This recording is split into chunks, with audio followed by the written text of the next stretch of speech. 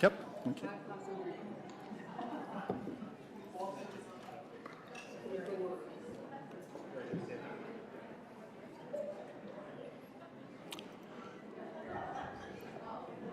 Well, I hate to interrupt this. This is such a friendly seeming crowd. Everyone's talking to each other. That's great. But it is 7 o'clock, so I want to call our business meeting of the Kalamazoo City Commission to order for Tuesday, September 6th. A warm welcome to everyone who's joining us here in the chambers and anyone who is watching us online. First point of business to take care of here is the roll call. Clerk Borling. Commissioner Decker. Present. Commissioner Hess. Present. Commissioner Hoffman. Present. Commissioner Juarez. Commissioner Pradel. Present. Vice Mayor Cooney. Present. Mayor Anderson. Here. May I please have a motion to excuse Commissioner Juarez? So moved. Motion made by Commissioner Pradel, supported by Commissioner Hoffman. All in favor, please say aye. Aye. Aye. Opposed, nay. Thank you. The motion passes. Absent commissioners are excused. So I think we're having a little change from our agenda here. We had thought that Pastor Nicole Smith from the Lutheran Church of the Savior was going to be here, but we already have a pinch hitter, Pastor Cunningham, who's here. Not for this reason, but I know always ready with this. I appreciate that. So our invocation will be provided by Pastor Cunningham this evening, and please rise for the invocation and remain standing for the Pledge of Allegiance. Thank you, Mayor Anderson and Commissioners. It's an honor always to be before great people. Let's go before the Father. Father, we just thank you and thank you for this opportunity for us to come together as a community, Lord.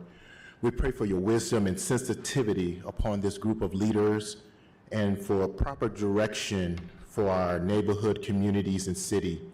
Father, I pray that you bridge us together, our city, our country, our state, our people in tough times, and we thank you for the courage that you've given us as a council to make right decisions in positions and organizations for our community. Even when it's not the most popular, we pray for us to be moral, sensitive, and biblical moving forward in our community. We speak your blessings upon each of the commissioners and their family. In Jesus' name, amen. Amen. I pledge Allegiance to the flag of the United States of America, to the republic for which it stands, one nation, under God, indivisible, with liberty and justice for all. Thank you very much, Pastor. Appreciate your words to set the tone and get us started here today. Commissioners, you have before you the agenda for tonight's meeting. Are there any changes you would like to see? Commissioner Decker. Yes, I would like to, if this is the correct time, to add to new business the discussion of vacant houses within the city and the time it takes from when that becomes vacant to it being disposed of or taken care of. Thank you, Commissioner. Anything else? Commissioner Hoffman. Yes, I would like to have G4 removed for discussion. So that is the consent agenda. Item G4 is the public hearing for the obsolete property rehabilitation district. You want that moved to the regular agenda. Yes, please. All right. Thank you so much. Is anyone here in the audience who would like to speak to an item on our consent agenda? We do not discuss those items individually, so now would be the time to have an item moved, if you would so desire, from our consent agenda, which is the G, to our regular agenda, which is H.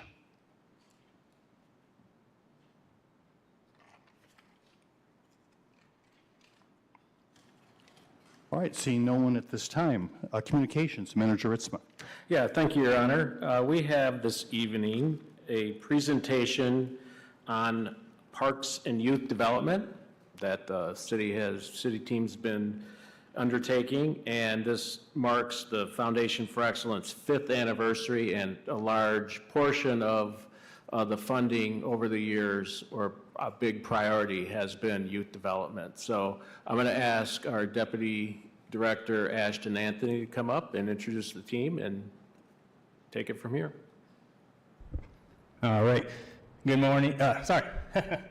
Good evening, Mayor, Vice Mayor, Commissioners, City Manager, and City Attorney. Again, my name is Ashton Anthony, Deputy Director for the Parks and Recreation Department, and it's my honor to kick off this presentation we have on our youth development efforts throughout the summer months, really. We do a lot throughout the year, but we're really focusing this presentation on the summer and a lot of what the Foundation for Excellence has provided for us.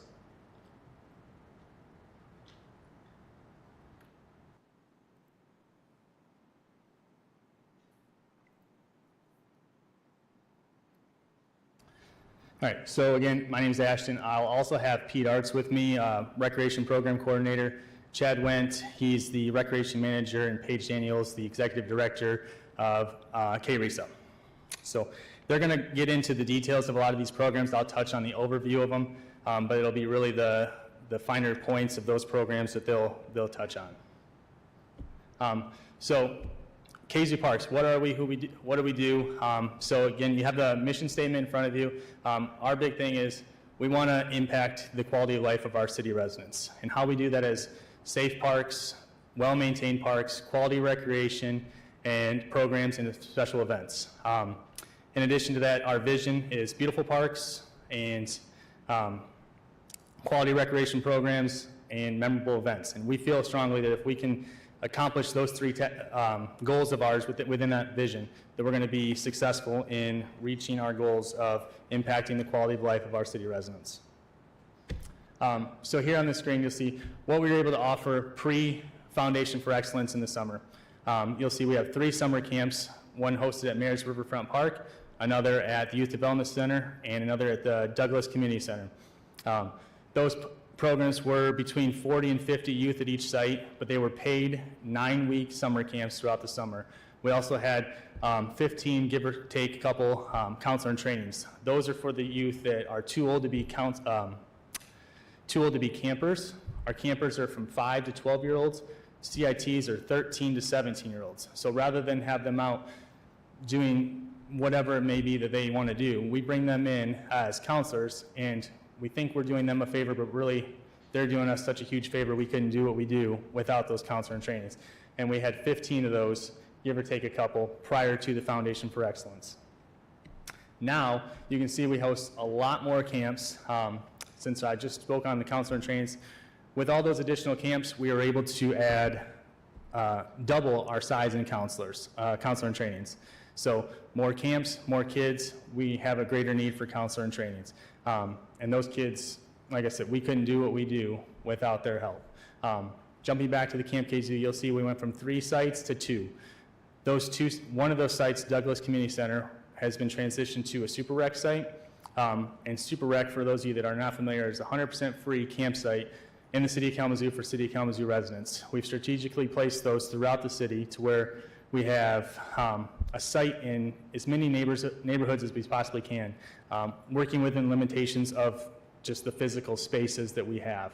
And I'll touch on that a little bit more in a minute. So 5 of those Super Rec sites, pre-pandemic, we were at 40 kids enrolled with wait list. We'd always love to add more, but it comes in the challenge of, do we have the staff? Do we have the site? Do we have the budget? But with Foundation, we've been really fortunate with that portion.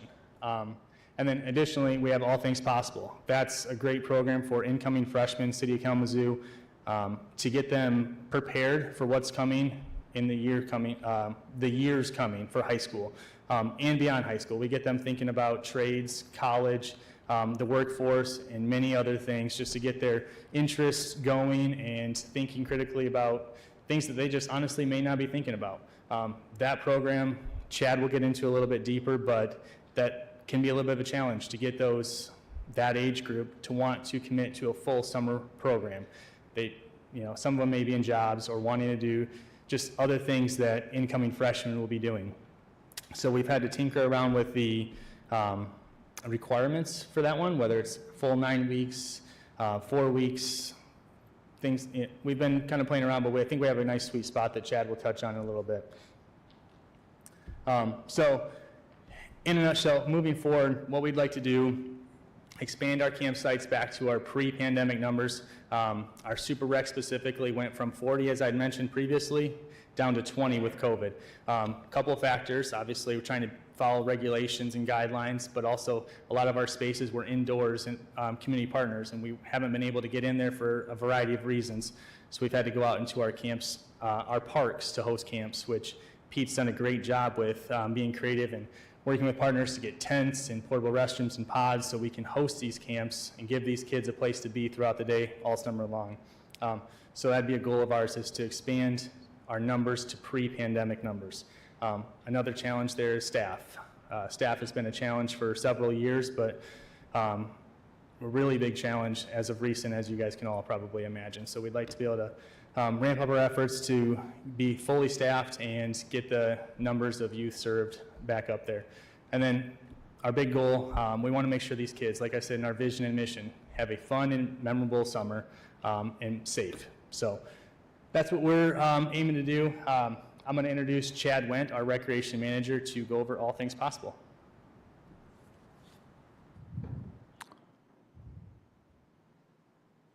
Good evening. My name is Chad Wendt. I'm the recreation manager as of beginning of June of this year. So I've had the privilege to run All Things Possible for the past 5 years. So in kind of a quick overview, All Things Possible is for incoming high school students to provide a career and college exploration, as well as some hands-on experiential learning. And through this program, youth participate in field trips and activities with other incoming high schoolers. We'll have a variety of staffing from college students to seniors in high school. So there's kind of that scaffold approach of seeing peers who are slightly older kind of going through this process as well. This program, we were able to collaborate with the Kalamazoo Promise to incentivize the program a couple years ago by implementing a driver's training incentive. So if participants are able to complete All Things Possible and meet the Kalamazoo Promise requirements for academic performance, such as passing 9th grade, meeting a certain amount of credits, we will work with Easyway Driving Company, and we pay for segment 1 and 2 for driver's training, which is a little north of $400 today. This summer, we switched to a 2-session approach to give these teens an option to enjoy their summer, but also have some sort of enriching activities. So 2 4-week sessions, pretty much identical. And we have met with Kalamazoo Public Safety within the last few years to identify certain areas that we can help try to address issues that KDPS has been seeing. One of those being teens driving without licenses, which kind of brought forth the paid driver's training incentives. We wanted to try to meet them in the middle. So this picture here is from a field trip that we took to Kalamazoo Valley Community College. This is the 3D printing lab that they had. So this was one of the tech programs that KVCC gives us. I believe this session we actually 3D printed, they did a little bit of AutoCAD development as well to make some earbud holders. This is from this year at one of the classrooms at Western Student Recreation Center. The young lady to the far right in the white shirt is actually a recent graduate of Central, I believe, Kalamazoo Central, and she is trying to start her own business called Deza Sweets, I believe it is. So she came out and did a strawberry decorating activity, which is a lot of fun for us. We were able to do this, sorry, it's Julian's Sweet Treats, that's what it is. So post-lunch, we had a nice entrepreneur come out, and she was able to relate to the kids as another youth, working with youth, talk to them about her entrepreneurial experiences, and then just enjoying some treats. This was at Western's School of Aviation. This was several years ago, where they actually let us go right in, kind of give us an overview of the aviation program, and then let them have some hands-on to see what it's like doing some aviation. So to date, my first year, 2017, we are actually housed at Interfaith Homes. Again, the idea was to have incoming high schoolers. However, we were getting 6, 7, 8, 9-year-olds. So the curriculum wasn't really working. So we tried to pivot. We were able to move to Western to accommodate more kids and try to centralize the program for all neighborhoods as much as we could, which then opened the doors to more Western programs for us to collaborate with. To date, we have paid for 46 youth to take their driver's training, with 4 more currently signed up, ready to go. And then we've enhanced many local partnerships, such as a lot of our local businesses here down at Kalamazoo Mall, Aroma Labs, Colors and Cocktails, and Rocket Fizz is a nice budgeting activity that we do with the kids. And our enrollment was increasing, and then due to COVID, we scaled back a little bit due to obviously the pandemic, space requirements, Western's requirements, et cetera. So for success evaluation, we want to make sure that we're exposing all of these teens to some sort of enriching opportunity, be that something academic or some sort of a hobby. So we try to teach skills and interests, and that's based off of what our staff can teach. We have taught them everything from baking, culinary, how to change a tire, basic car maintenance, woodworking, juggling, just something that we're able to implement with these kids. And then the other side of it is preparation for high school, where we are partnering with local professionals to come in and do some academically enriching activities such as Third 90, CAMZ. We have many partners that come in and do science with these kids. And then providing insight to future possibilities. We do strength and career quest, where they're taking assessments that'll tell them their personal strengths, how to utilize those in the real world applications, as well as career quest, which is giving them kind of honed in results based off of their feedback for a career interest that might be for them. We also do pre and post camp assessments to track their social and emotional learning skills, to see how much progress we are making with them. And we also are able to get some feedback from them as they pass 9th grade to meet those driver's training requirements. We're able to see kind of the progression of their academic performance. To date, we've had these are some pretty influential ATP partners that we've had. This year, we were very happy to have Angela Moe come out and do some therapy dog training with us. Western Michigan University, of course, using their space at the Student Rec Center, School of Aviation, Engineering and Applied Sciences, Culinary, Law. I mean, we've had many different human performance, so we've been fortunate to get in there. Kalamazoo Valley Community College, again, we've done some engineering stuff with them, a lot of the tech down at the Center for New Media, the Groves campus, culinary.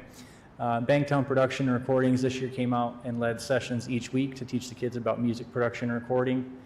Kalamazoo Promise has been instrumental in helping with academic success. Charles Rivers Lab, Strength Quest, Kalamazoo Makers. These kids are able to get some kind of pad in engineering.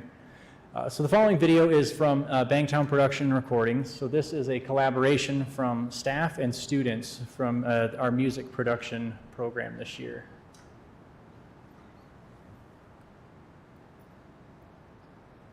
Life is a raging river, winding down its narrow ways that make us shiver. In the crashing waves or the rippling calm, life is always moving on. I'm just trying to live my life. Wake up every day and fly. Smiles with the tears I cry. The good, the bad. I'm talking about life. You have two things, a choice and a chance. A choice to be happy and switch up your circumstance, or a chance to change your life in a blink or a glance. To be honest, it's up to you whether you not you take that stance. My chains I have broken, the pain that's been unspoken. My gains have been a token to a new me that's awoken. I'm using my imagination to switch up my situation. This ain't no negotiation, I'm the topic of conversation. I put the power up in my life of education. I get breath to the sign, I believe they call that ventilation. I stood up for my truth without no flinch or hesitation. I presented my facts so I owe no explanation. Hey, I'm just trying to live my life. Wake up every day and fly. Smiles with the tears I cry. The good, the bad. I'm talking about life. I'm just trying to live my life. Wake up every day and fly. Smiles with the tears I cry.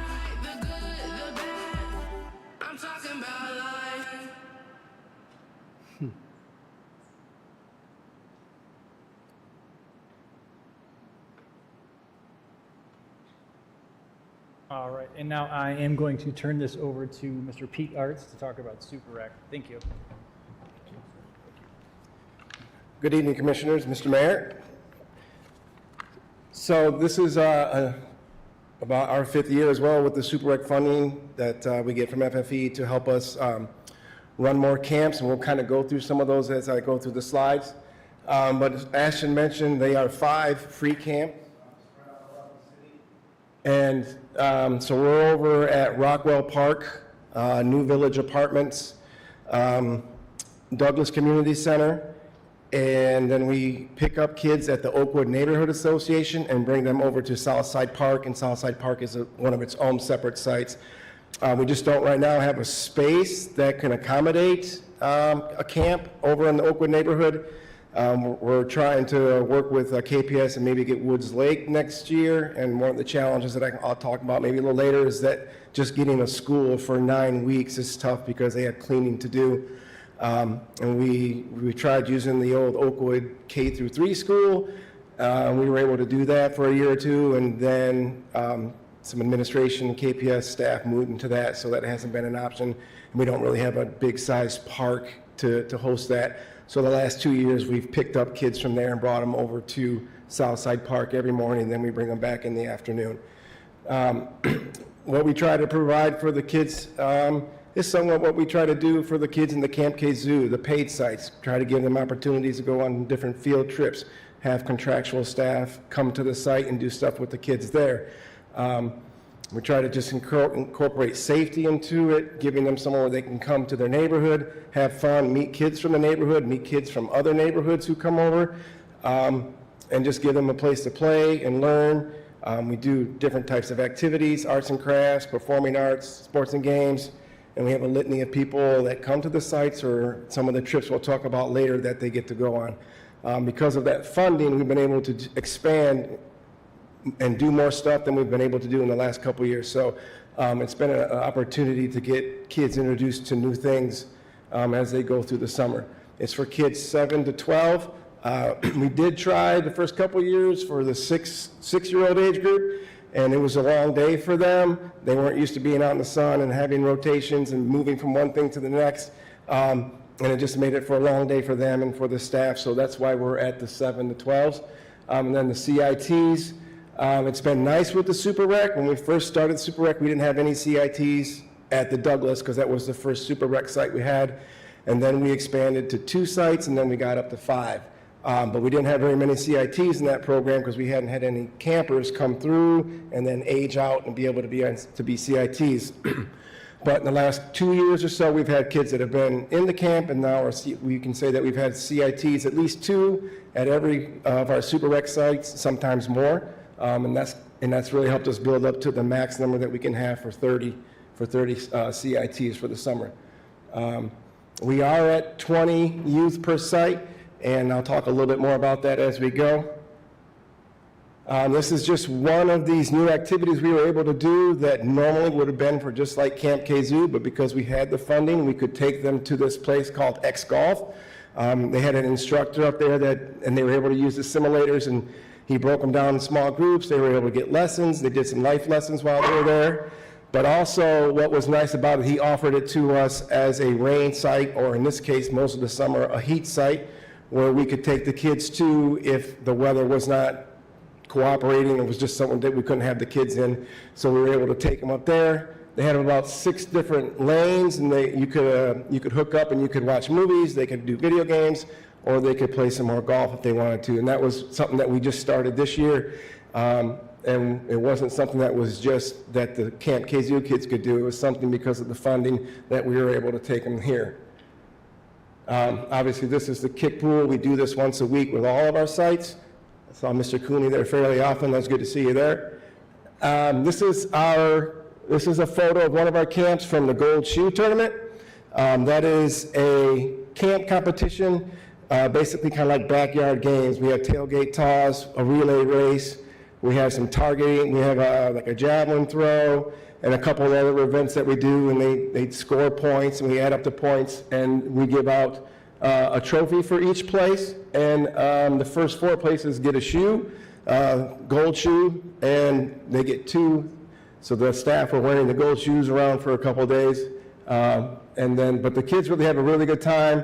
They all pick a color shirt, they paint their faces, and they all come down to the park and they have a great attitude and they just have a lot of fun. Then we cook out for them and feed them. Then they head over to the pool for the afternoon. Ideally, we try to maximize participation at every site. And in this particular case this year, again, as last year, it was 20 kids per site. And we were waitlisted at every site with at least 5 kids or more at each one of those sites. Some had 7, 8, 9, 10. So after about the second week, we worked at raising that limit to about 23.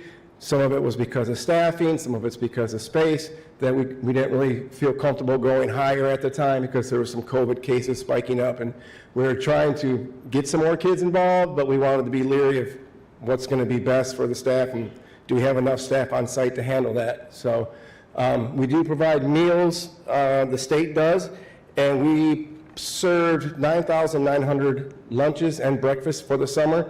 And then as a department, we provided snacks in the afternoon that we have been working with the food bank in Battle Creek to be able to get chips, breakfast bars, fruit, and different stuff like that that we can give to the kids in the afternoon. They read every day. We provide mentorship with our staff and the CITs. That's how the CIT program has grown. Those CITs work with those older kids that are 11 or 12, and they see what they can do when they get old enough. And that's just kind of how the CIT has been growing. So it's been really good for the CITs too, because they learn what it means to be a staff, what it takes to be a staff, and you know what that work's going to look like. And they develop job skills, but they work well, and communicating with the youth that are 11 or 12, they can really reach those kids, and then it gives them an opportunity to show off what those kids can do when they get older for camp. Like I mentioned, some of the stuff we do, arts and crafts, theaters, games. We do a lot of field trips. Some of the other ones that we've done is we've gone out to Classic Arcade, and we've gone to K10. We went out to Lake Arvesta, the inflatable water park in South Haven. That was on the last Wednesday of camp.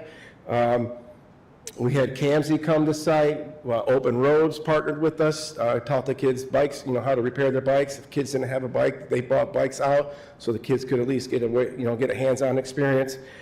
We also had the therapy dog that came out. The kids loved that. And we had a total of 306 unique kids that we served between the 5 sites. So we had a huge diversity in that too. African Americans, Caucasian, we had Asian, we had multi-mixed kids, Hispanic kids. We hit every part of the dynamic throughout the city and in the different areas. I would say with the post-camp surveys, came back from a lot of the parents, and they were super supportive of what we were doing, appreciated us being out there in the heat and then still having the kids be able to go in the rain, places that they could go and be safe. Appreciated the staff efforts, and more importantly, they talked about how it was just nice to be able to maybe get some extra school clothes for the kids, or maybe pay some bills. Some people mentioned being able to pay bills easier because they didn't have to pay for anything for their kids for the 9 weeks. So that was a bonus to have. As far as space goes, we are a little bit limited at some of the sites, and that was mainly because of staffing. But at New Village Apartments, we use their office space, so we can really only do 20 in there. With Rockwell and Southside, or Oakwood and Southside, we were able to combine that because Southside's a big park. But what we needed to do, we had to rent pop-up tent, we had to rent tents, porta potties, and some pods to be able to have our, store our supplies every day. And without that funding, that would have been about a total of about $12,000 out of our budget to pay for that whole thing for 9 weeks. And then we also had to put one up at Oakwood because they wanted a porta-john for the kids in the morning or in the afternoon when they got dropped off. So we were still able to do that with that kind of funding. We have to be creative with some of the locations because they're outside and it gets hot or too hot or it rains, and we've got to find things for them to do or places for them to go to get them out of there. And our staff are very flexible, and they work well with that situation.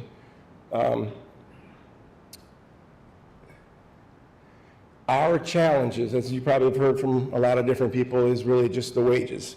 I had 8 staff that we interviewed and then ended up not taking the job, specifically noting because they could make more at Aldi's they were going to, or they were going to go to fast food. And we just couldn't compete with their wages. We were about to lose one of our staff mid-summer, and because the site supervisor job came open, he was able to stick around because it bumped up his pay to 14 to be a supervisor. So that has been a big challenge for us, and a lot of our staff have talked about that, and they want to keep working with kids. We want to keep having them. We had a lot of returners, so we'd like to keep them coming back. And the location for Oakwood, as I mentioned, we're trying to get to Woods Lake. I believe we will. They were going to give us a location in May, but that's not enough time for me to get a state license because all of our camps are licensed by the state, and I just didn't have enough time to having someone go check out the space and then have it okayed and then get the paperwork in. That we would not, but hopefully we can maybe get that for 8 weeks next year, and then on the last week we can figure out what we can do with them. But we're hoping to be able to be on that side of town by next summer. A lot of our partners, the Douglas Community Center, KPS, the Friends of Rec, Pretty Lake, we were able to take the kids back out there again. They had camp this year, finally, for them, but they did have some Fridays that were open, so we were able to take the kids out there for a day on Fridays and do fishing, kayaking, some low ropes course kind of activities. So that was, the kids really like going out there. We've been going out there for like the last 3 summers now. The MAPIA, specifically, I'd like to talk about that. This is a project from 2020 that they did. Every site did their own project. They walked the neighborhood that their camp was in and got their own ideas, and then they worked with the volunteer artists to kind of paint what each kid individually thought he saw or she saw in the neighborhood. And so those canvases were from 2 years ago. There's 7 of them hanging up at the Arcus right now. And there's also, they did something similar this year, but they each had their own different size cardboard box. And they painted those kind of with a similar idea as they walked through the neighborhood. And that's also up at the Arcus up till the end of September. It was part of the ARPOT on September 2nd, but it will be displayed till the end of the month. So from there, I'm going to introduce Paige from KRESA. All right, good evening, everybody. So excited to be here and to share a little bit with you this evening about our My City Kalamazoo Youth Employment Program, which we're so fortunate to be celebrating 5 years of kind of growth and strengthening through the partnership and support of the Foundation for Excellence. And so the quote that I wanted to start here with from one of our My City participants, I feel like really just sums up what we hope to accomplish while engaging young people in employment opportunities. This participant states, "I feel that it's a great way for people to develop the skills to do the type of things that can build a career for you in the future and create a work ethic that can open doors for you." And so that's really all that we're trying to do here. And so one of the things we've been fortunate to really be intentional about as we grow our programming is intentionality behind career development through the lens of youth employment. And so one of our taglines that we like to use is, "My City is more than just a summer job." And so what that really means is we're tackling things like you see here, self-awareness. What are my strengths? What are my skills? What are the things that I enjoy and am passionate about? Option awareness, what's available out there in the world of work and for a career, and what might that mean for me, and how might that fit with my skill set? Skill development, so on-the-job experiences, gaining those true hands-on skills while also practicing those, sometimes we refer to even harder 21st century skills of things like collaboration, problem solving, self-management, and then career pathway planning. If I've identified a passion and I know what I want to do, what are the steps that I have to take to get there? So that's where we see our programming touching the young people that we work with and what we try to incorporate in both their hands-on work experience as well as the time that when they're with our staff on site doing workshop style and one-on-one sessions. So what you're seeing here is part of that scaffolded approach to career development. So what that looks like for the young people who engage in our My City programming is for the 14 and 15-year-olds, they are part of what we call Career 101. So really just entering and learning about the world of work. The way that we have implemented that programming is through really a team building approach. And so they are part of a small group throughout the 7 weeks of the program. They spend half the time on a project-based learning where they're really kind of digging deep into an industry of interest. And then they spend half the time out in neighborhoods working on a community improvement project or a youth development project. Our Career 2.0, those are our 16 to 21-year-olds. So those are the folks who are ready to do an on-site internship and are placed with one of our employer partners to do a hands-on work experience and gain that true world of work experience while also benefiting from the one-on-one career coaching and workshop style sessions. And then Career Now is for those folks, as the name implies, who are ready to step into a career right now. So 18 and up typically, those are where we're partnering with short-term training providers and community partners. This year, we had about 20 participants who went through trainings in phlebotomy, early childhood education, certified nurse assistant, and patient care assistant. Here you're seeing just a few of our community partners. And so these partners are folks where we place those interns who are ready to engage in a hands-on internship. They're also partners where we take the entire group to do an industry tour where they can learn about kind of that option awareness piece. What's this really all about and what might it mean for me? The photos that you're seeing throughout these slides are photos from this past summer, both on work sites, on talent tours, and in their project-based learning groups. What does success look like for this program? So there's a few things that we want to look at. And as you've heard from the others, one of the things right now is really just we've been so excited to be back in person. After a couple years of primarily virtual and some hybrid programming, to really just continue to get back to those pre-pandemic levels of programming. But in terms of the young people we have the opportunity to work with, some of the things that we try to make sure we're both incorporating and measuring is social emotional learning. As they're engaging in this type of programming, what does that look like? And we partner with KidNet to implement self-assessments to measure their SEL growth throughout the program. Also those 21st century skills or harder skills, as they're gaining those both within their teamwork and on the job, we work with the employer partners to make sure they understand kind of some of the things that we're working with when they're with us and can reinforce on the job. And then that concept of career pathway plans. We may have them only for a 7-week summer. We may be fortunate to work with them over multiple years.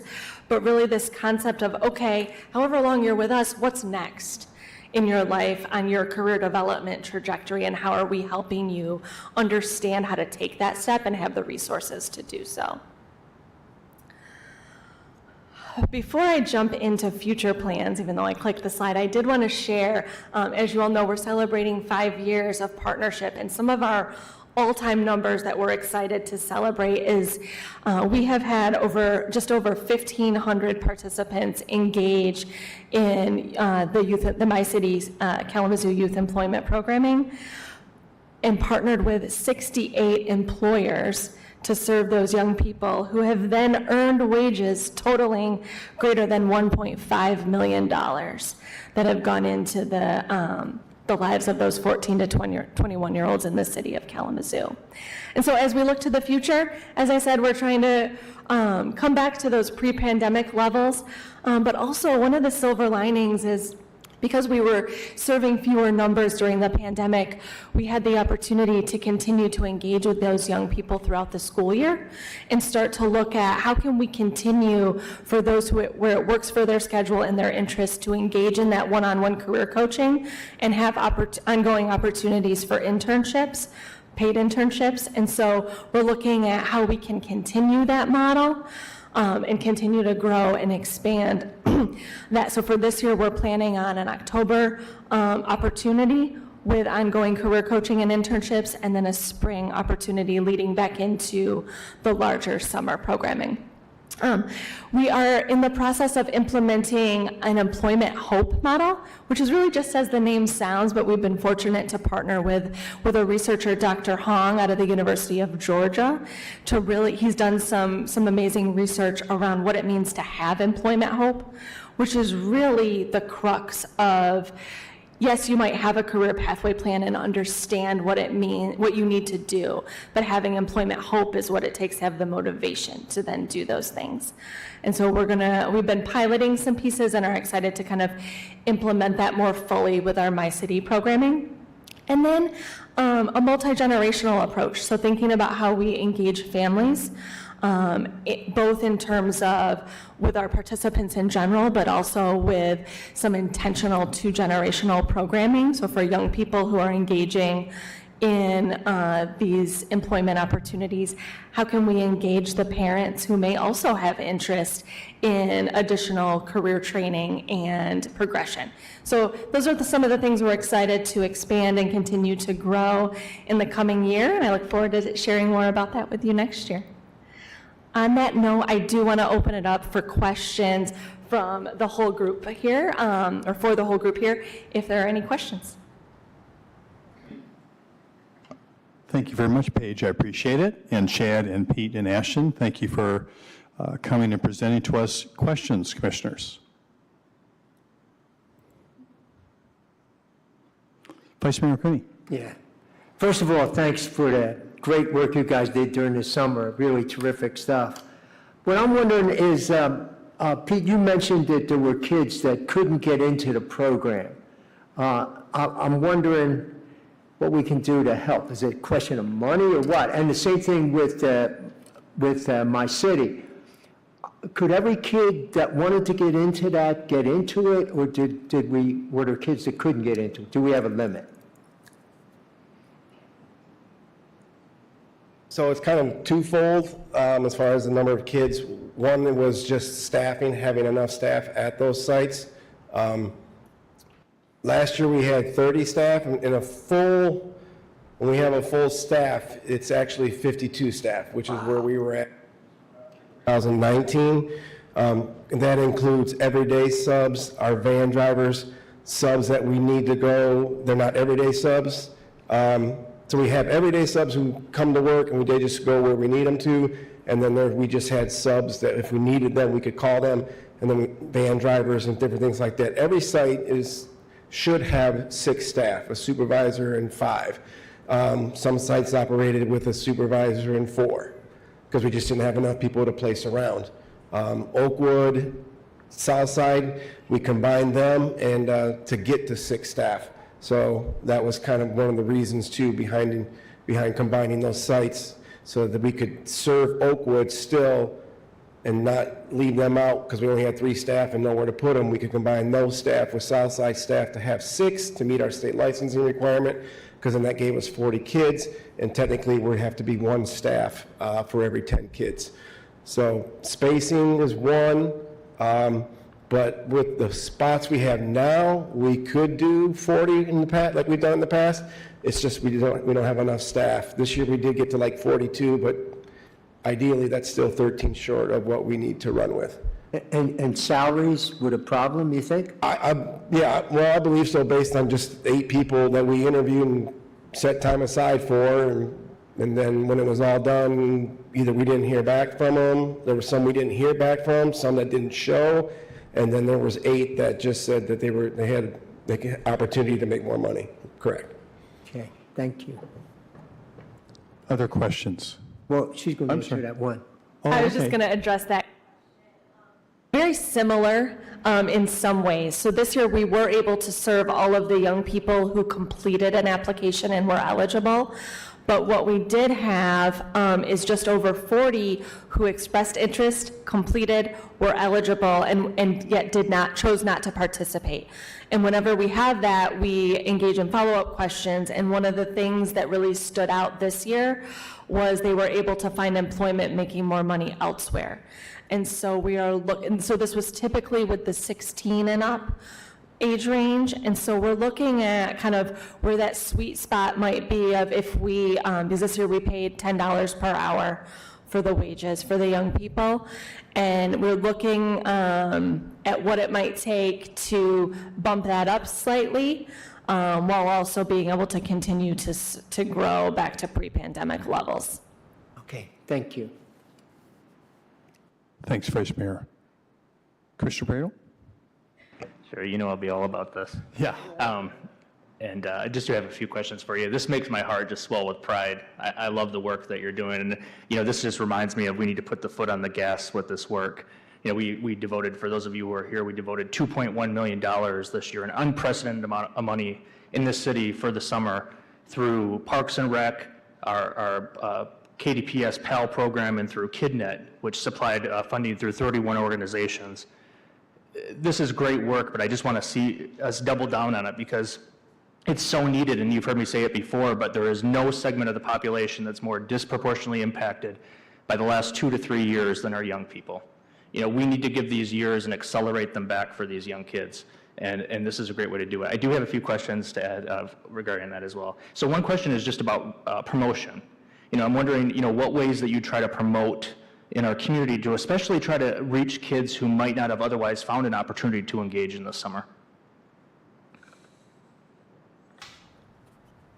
So some of what we've done besides just our online stuff, I have a lot of connections in the schools because I go up to the schools, middle schools and other things like that to distribute information and talk about some of the middle school programs I have. So at that time, I try to recruit some staff from there, and let them know what we're doing. Reach out to the Douglas, help them. They help us kind of get the word out into their area. They helped me get connected with some of the churches this year to get some flyers out to them about the programs. El Concilio, when we were there, and when we moved over to Southside Park, were big help in just getting the word out, translating our flyer, and then just getting the word out to their families. We try to use neighborhood associations. A lot of it's just word of mouth. A lot of our staff that have come back are city residents that went to school here, Kalamazoo Central, Western, and they're local. And so the ones that have been coming back spread the word throughout the year because they know a lot of families. And so getting the word out to the kids and whatnot doesn't really seem to be the challenge, really. It's having enough space for them to be able to come and participate. But those are some of the avenues that we use to get the word out.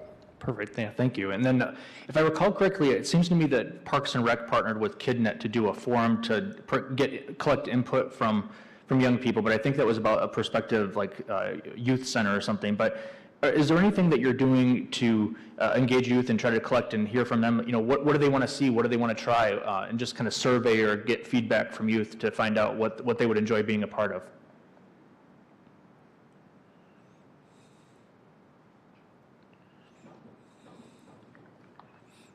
So something that we tried to address, we started last February, was using teens to kind of speak on our behalf.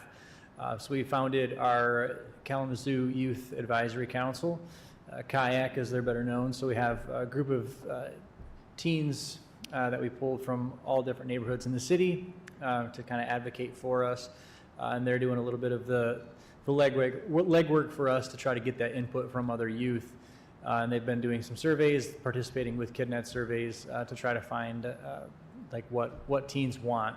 It's kind of difficult for us to, as adults, to approach them and try to, hey, we want to do this for you, where the buy-in's not really there. So by having peers address them, they're a lot more likely to give us that honest input.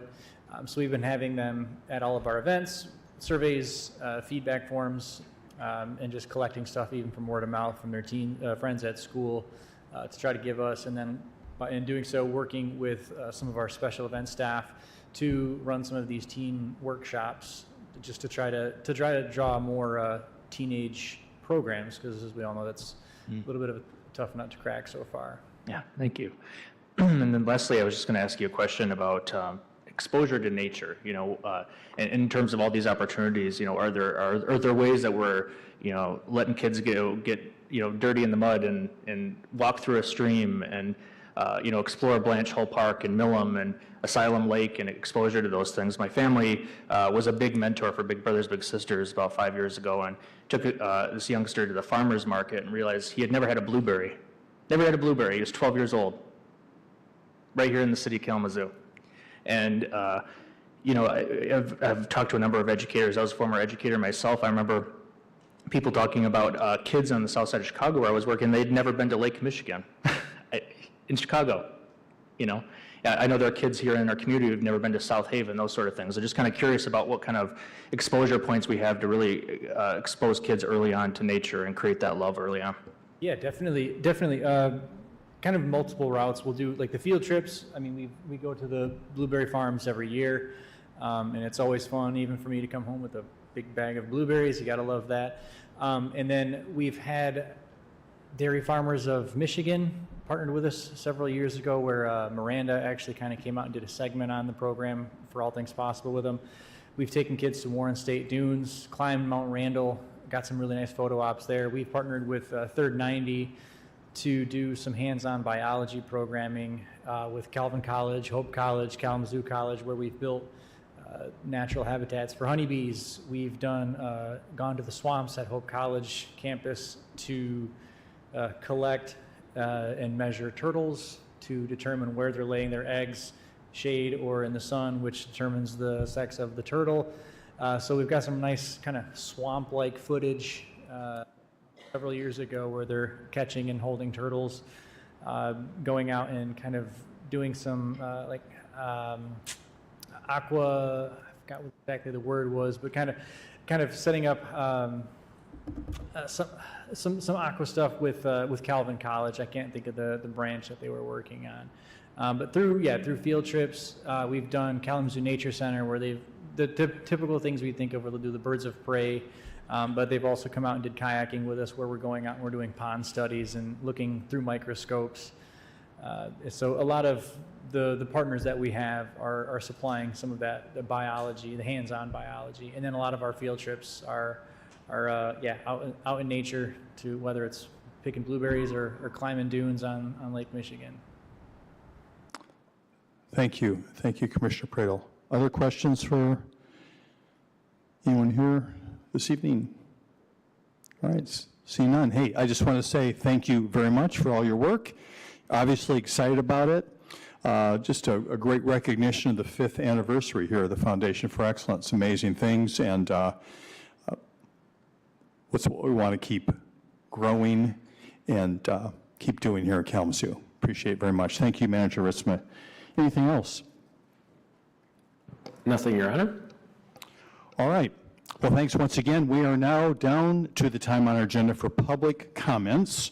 So this is an opportunity for general public comments. Speakers will have 3 minutes for their comments. We'll start with individuals who have taken the time to come down here to the chambers. You can please introduce yourself and whether you live in the city. And then after our in-chamber comments, and we'll move over and listen to any comments that people have called in and will be calling in to provide to us. And I want to give that number now. That number is 888-382-9556. So it'd be good to start calling in now if you're hoping to make a comment after those in the chamber have gone ahead. So I see we already have the esteemed Larry Bell here waiting to speak to us. Please come forward. Mr. Mayor, Commissioners, good evening. Larry Bell, 1556 Kalamazoo Avenue. I've given to the city clerk a packet of photos for each of you. These are photos of the Jack Coombs Trail, some from First National Bank, which I'm a part owner of, some of my property and some of city property with some of the stuff that's going on in this town. I have two things that I want addressed with you tonight. I attended a meeting last week about two-way traffic for Kalamazoo Avenue and Michigan Avenue. I have a lot of concerns that Kalamazoo Avenue is designated to handle all the truck traffic. For over 100 years, those two roads have shared truck traffic. And given the history of Kalamazoo Avenue being used as a red line in this town, I think each one of you has to ask yourself if this plan is equitable or if you're just supporting boundaries that were put in place for all the wrong reasons. My next topic is the growing detrimental impact that the homeless community is having in Kalamazoo on business owners and property owners. It's unbelievably bad what we deal with every day. And I have to tell you that I think that your vote earlier this year to decriminalize public urination and defecation had to be, given the atmosphere, one of the most tone-deaf votes I've ever seen any commission take. I think you owe an apology to the business community, and I think you owe us a plan to fix the wrongs that you've done.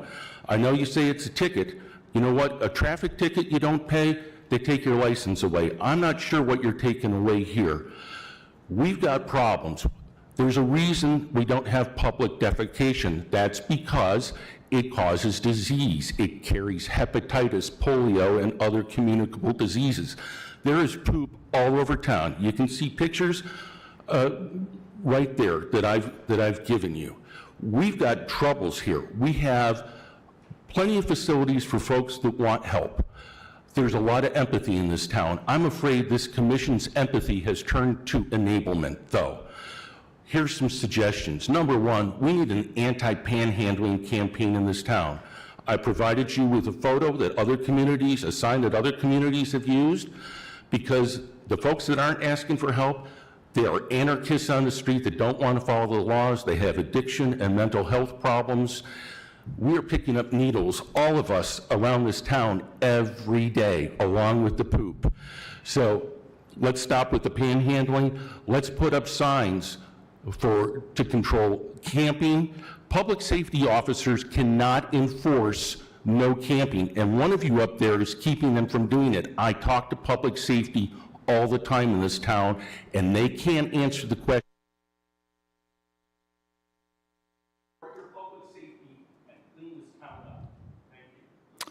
Thank you.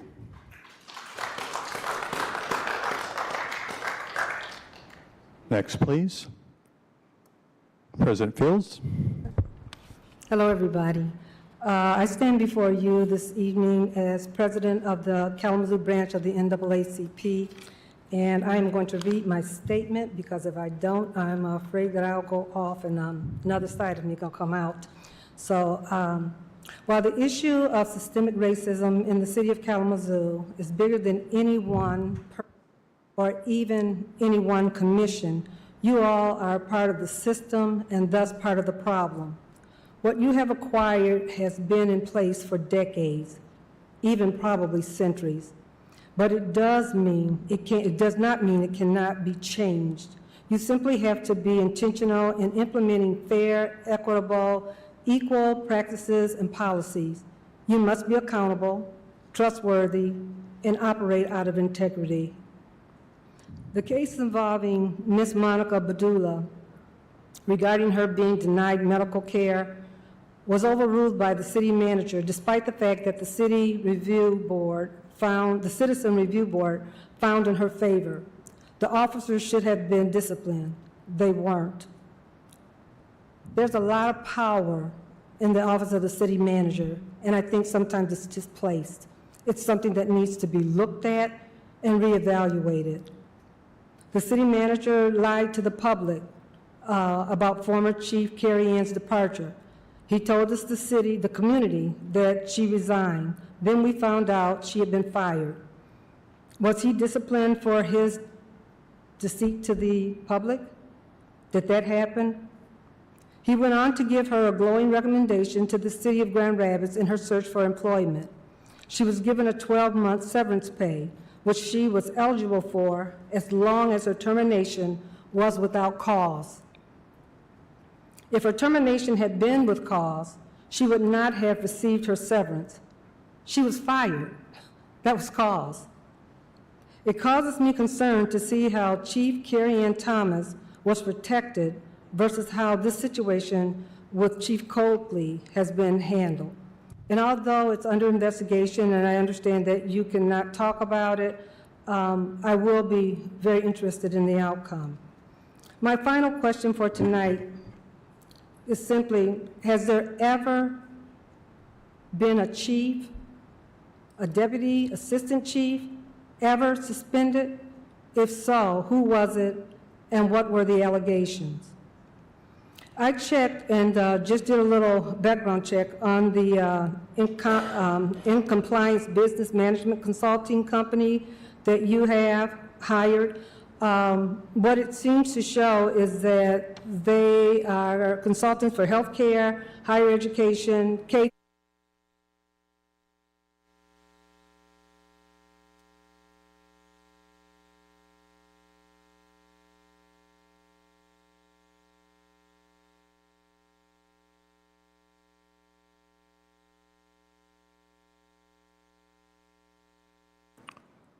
Thank you. Appreciate it.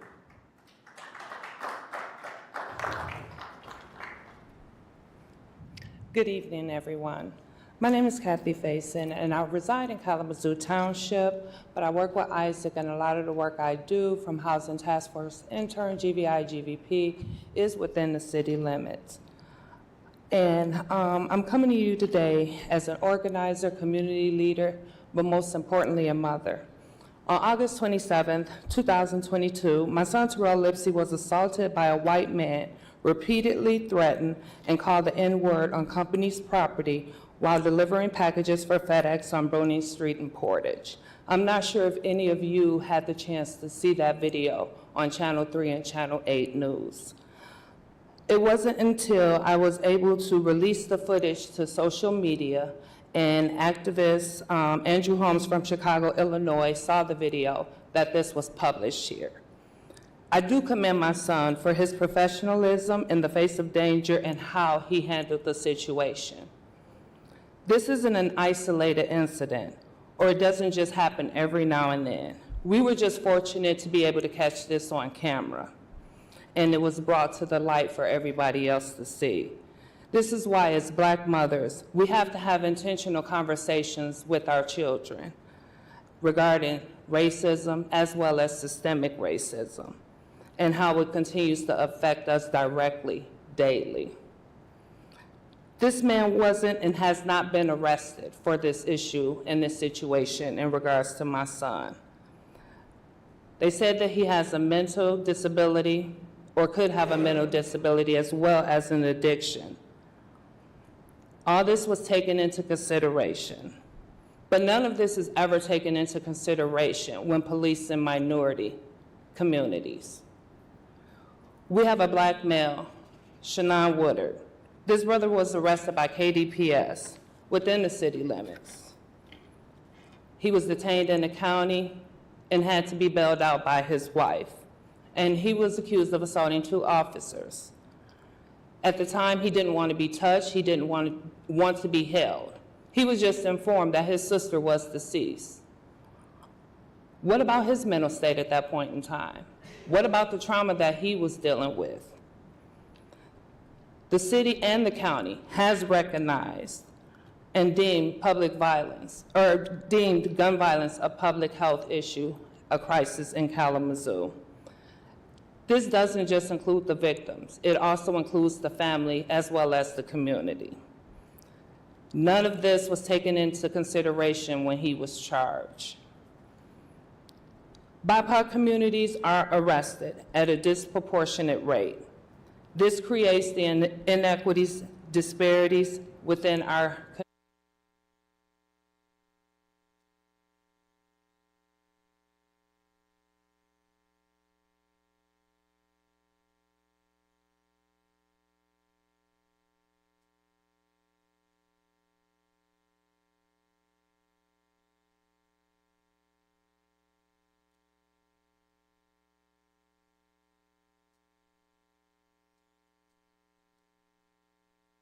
Thank you very much. Next, please. Hello, good evening. My name is Ashante Collins. I'm a member of the Anti-Racism Task Force here in Kalamazoo, as well as the co-chair for a team here in Kalamazoo with Josh Hillcart called CCJT, which is the Campaign for Criminal Justice and Transparency. Along with multiple organizations and members of our beloved community, we make up this team because we want better for our city. The mission of the Campaign for Criminal Justice Transparency team is to continuously improve the institution of Kalamazoo County's criminal legal system by fostering transparency, justice, equity, fairness, impartiality, accountability, and trust between the community and those within the system. Recently, an email from our team member went out to you all on Friday, September 2nd, informing you that our team held a forum pertaining to conviction integrity units here in Michigan on August 25th. Along with that email, a link was provided so you could watch the discussion for yourselves. The purpose of this forum was for educational and informative purposes to ensure our community is aware of these types of initiatives that can help those in our community who may have been wrongly convicted of a crime. The panel for this forum was composed of the prosecutor from Washtenaw County, Ellie Savitt, who was able to launch a CIU last November, as well as Kenneth Nixon, who is the chairman of Exonerees here in Michigan, who, with the help of Wayne County's CIU team, was exonerated and since has helped educate others about these units across our state and many more. The community members who did join the forum and who have watched on Public Media Network have expressed interest in finding out more about this endeavor and the possibilities it could bring to Kalamazoo.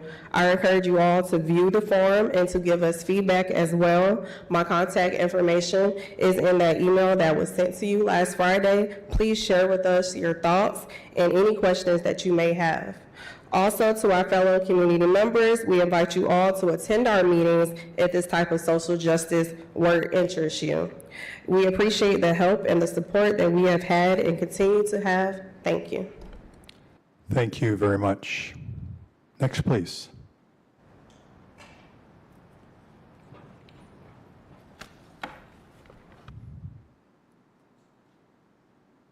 Sorry, the mask and the glasses just don't go together. Good evening. My name is John Paul. Hi, Mayor. I'm a retired Navy captain and a recent resident at the 200 Stewart Avenue residence in Kalamazoo here since 1999.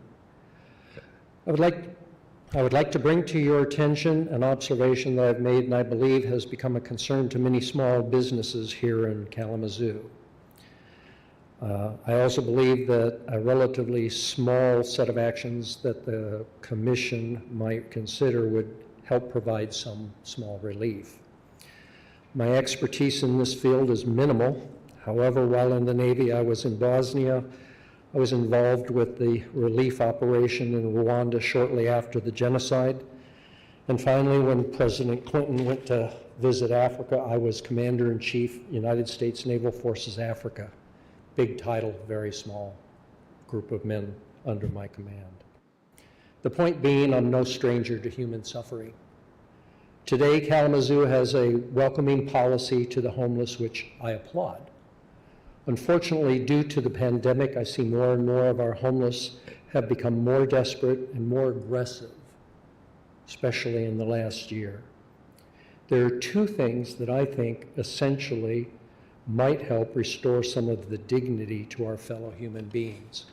The first is to turn the water back on the water fountains so that they can have water, something to drink. I think that is nothing less than a human right. The second, and a lot harder to do, is to provide a place for them to relieve themselves with some dignity, even if it is nothing more than a porta potty. And yes, our small business has been decorated with customers inside with their children while someone was defecating on the window of our business. So with Larry Bell, I'm pretty sure I've spoken to a number of small business owners that have had the same problem. Now, I'm aware that there are reasons not to do these things, but as you know, the number of assaults on small business owners and their customers has been on the rise, especially recently. And I think showing a little compassion in these little ways will go a long way for those people that are in desperate need. Thank you for your consideration, and I appreciate your service. Thank you.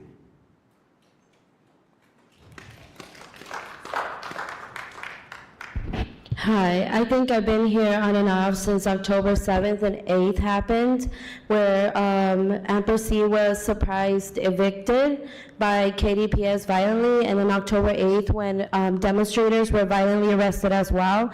I sent all of you the comparison that I made from the OER report and the Ampersea eviction, and I would really like to hear all of your thoughts about that, and even maybe hold a special agenda item to talk about what has come from the OI report, because if I'm the only person that's not going to let that report die, then I'm not going to, because the 2013 traffic study that found that black people were twice as likely to be stopped by KDPS than white drivers didn't mean anything. The OI report is going to mean something, because I was personally affected by that, and I was pregnant when that happened. I had my baby.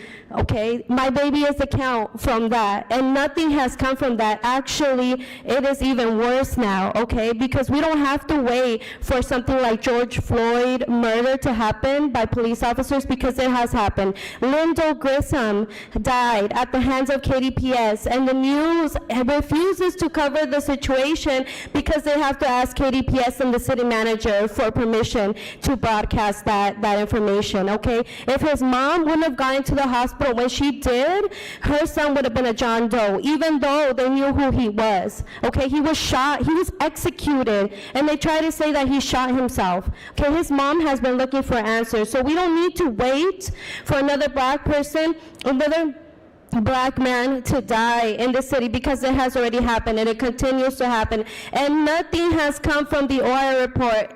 KDPS is the same. They are treating us the same. They do not do any self-reflection. They think they didn't do anything wrong during Ampersea evictions, and they did. They did everything wrong. They did everything they did during the George Floyd protests. They did everything they did during the Proud Boys March. Everything that the OI report said that they shouldn't do, they did at the Ampersea eviction on October 8th. I'm also here to say that you all need to crack down on the Board of Education to pay Kalamazoo professionals a livable wage. Bus drivers, cafeteria worker, paraprofessionals, all of them need livable wages, and you all need to listen to them, because they have gone before the board. The board has tried to negotiate with them, and it has come out of nothing, and they're making $10 an hour, and now the people that were just hired for this year are making more than employees that have been there for 15 plus years. So it's ridiculous in Kalamazoo. There is a homelessness problem because you all made it worse. 2021 was a bad year. The hotel closed down, the eviction moratorium ended, all of these things ended, and there was nothing in place for any of you that could be done. All of you, really am. But we're desperate to drop these charges. We really are. Thank you very much. Next, please. Good evening to our mayor, our vice mayor, commissioners, and staff. My name is Charlotte Davis. I live in the city of Kalamazoo, and I am the executive director of Isaac. At our public meeting, city elected officials committed to attend the 2021 Anti-Racism, Equity, Empowerment, and Accountability Workshop facilitated by Reverend Roberts. We were excited that attendees included Commissioner Hess and Commissioner Prado and Mayor Anderson and many others. To newer electeds, we believe this workshop was in line with the city's declaration to become an anti-racist institution. This workshop's purpose was to have an intentional discussion and self-reflection on how to ensure that anti-racism and accountability are infused into our actions of our elected officials. While building the beloved community, we need collaboration and love and unity. And also love means engaging in truth-telling and having difficult conversations, addressing systemic racism, pushing through fragility, and standing boldly, even if you have to stand alone to ensure that policies and practices are equitable. This is not always comfortable, this is not always easy, but we engage because we are working for generations to come, those that come after us. Anti-racism means using that lens when examining policies and practices. So city commissioners, questions to you. The most recent city's DEI report has told us the same thing for decades. Systemic racism is a serious problem with harmful impacts to people of color working. How are you as commissioners supporting this DEI report to enact actual change? Also, why is it that our very new communications manager was the only speaker during the press conference? Manager is chief's direct report. As we read a news article, this communications manager was for topics other than KDPS. These continued racial optics are concerning. Also, can you confirm the situation with our chief is being handled consistently as how it has been in previous situations? And then lastly, how are you ensuring that this process leading up to and this investigation are centered in anti-racism and equity? Friendships aside, we are all held accountable to someone. For years, the community has continued to voice concerns of systemic racism, lack of accountability, and transparency in our city. We are calling on you to lean deeply into your role. We ask that you examine your practices and your policies, that you ask questions, that you hold each other accountable, and you hold accountable our city manager who reports to you all. We need anti-racism, equity, accountability, and transparency in action and not only word. We hope to hear from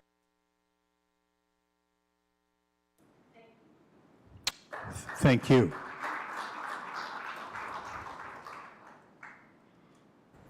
Good evening, everyone. My name is Ed Genesis. I am a Kalamazoo resident. I'm also Community Engagement Director or something like that with Isaac. I'm directly impacted Black man. And I also stand by everything that Ms. Wendy Fields, who's the president of our local NAACP, lifted up. So I want to ask, why was it okay to lie to the community and then proceed on with former Chief Carrie Ann Thomas and the things that she did? It was not okay to lie to the public. And just going further into that, I believe that we should have the same consistency, and that's not just to lift up white or Black, but we are dealing with racism in Kalamazoo County. It's a real thing. It's not subtle. It's very real.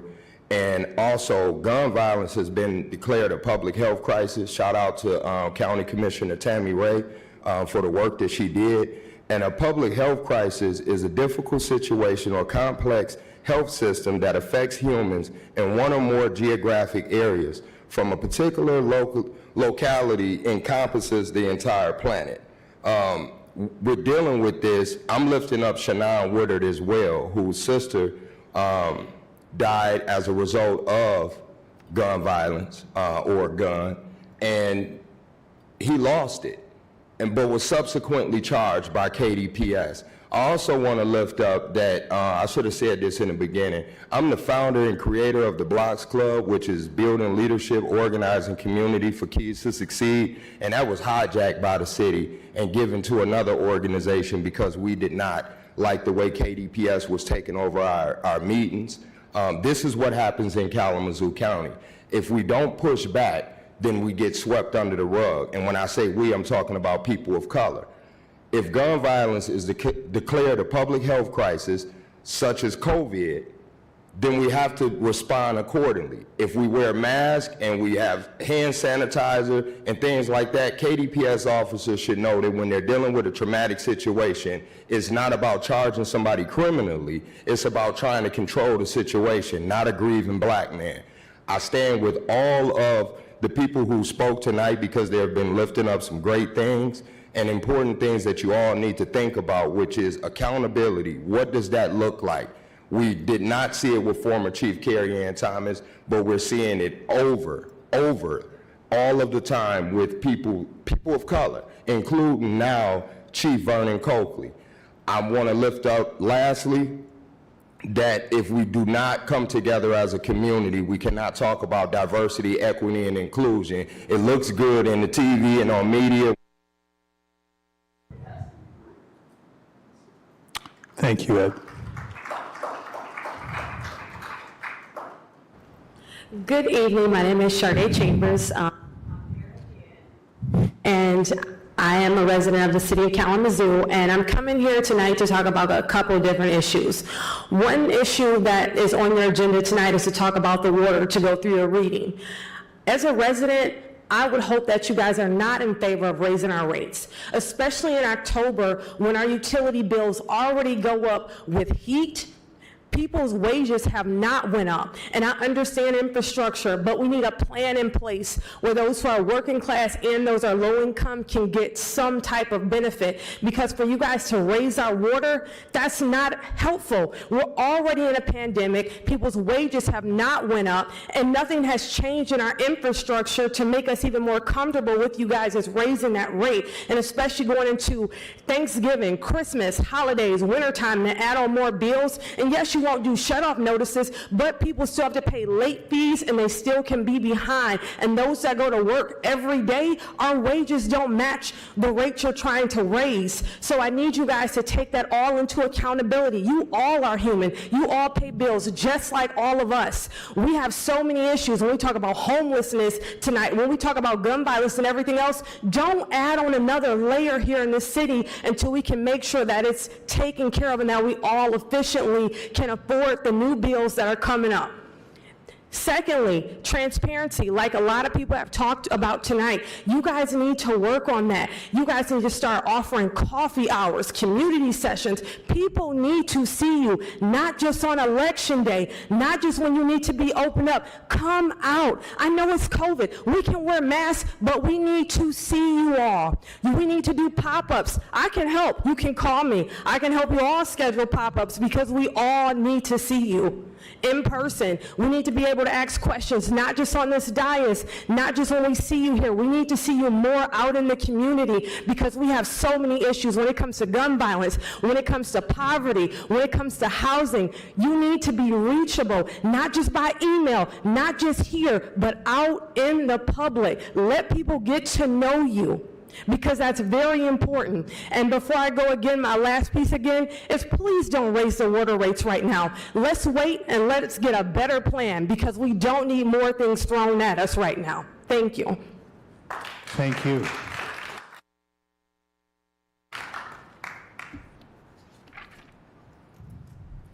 Hello, I'm Samantha Cree, and I live in Oakwood in Kalamazoo.